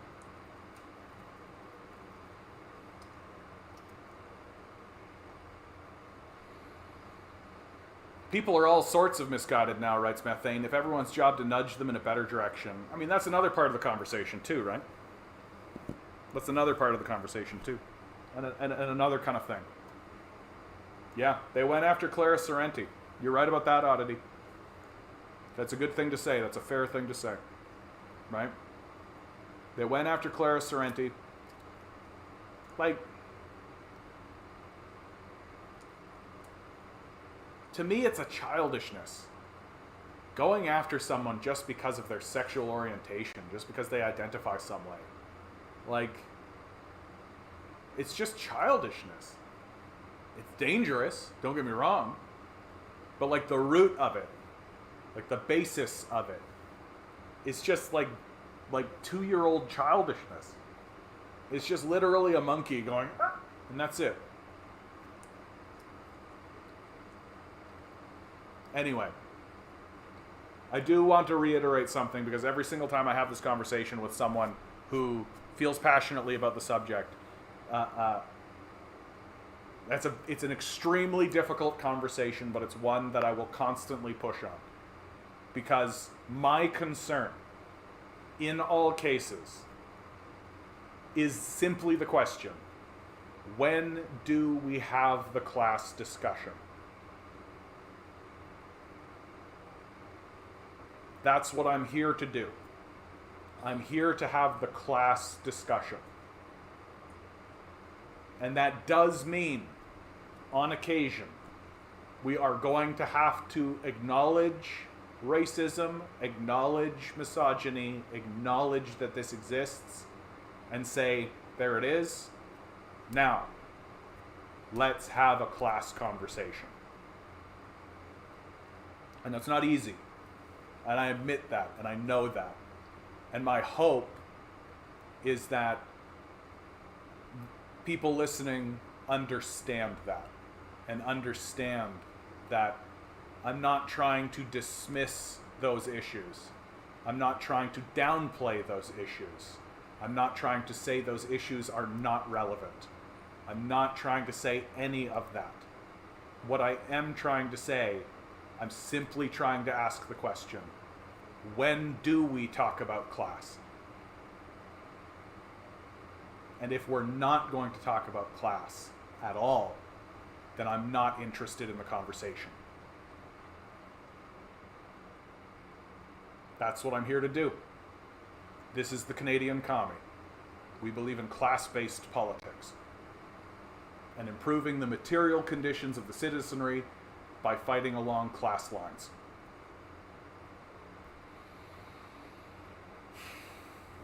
I hope you'll all join me. All right, guys, we've made it to the end of this one. Please hit the like button. Share, subscribe, do all the things. Quite seriously, hit the like button. If you have $1 jangle around in your pocket, if you've got $1 sitting in your apartment on the floor somewhere, maybe think about donating it to me. Patreon's in the description, right? Let's come back around on this, okay? We're closing it down for the night. And this is a long conversation. This is a long conversation that is constantly unfolding. Always remember, each and every one of us is a quantum being walking around in quantum energy. The billionaire class is spending hundreds of billions of dollars to make sure you never realize it. You'll just stay the good little commodity they need you to be. Rebel. Revolt. Repent. Good luck. We're going to need it.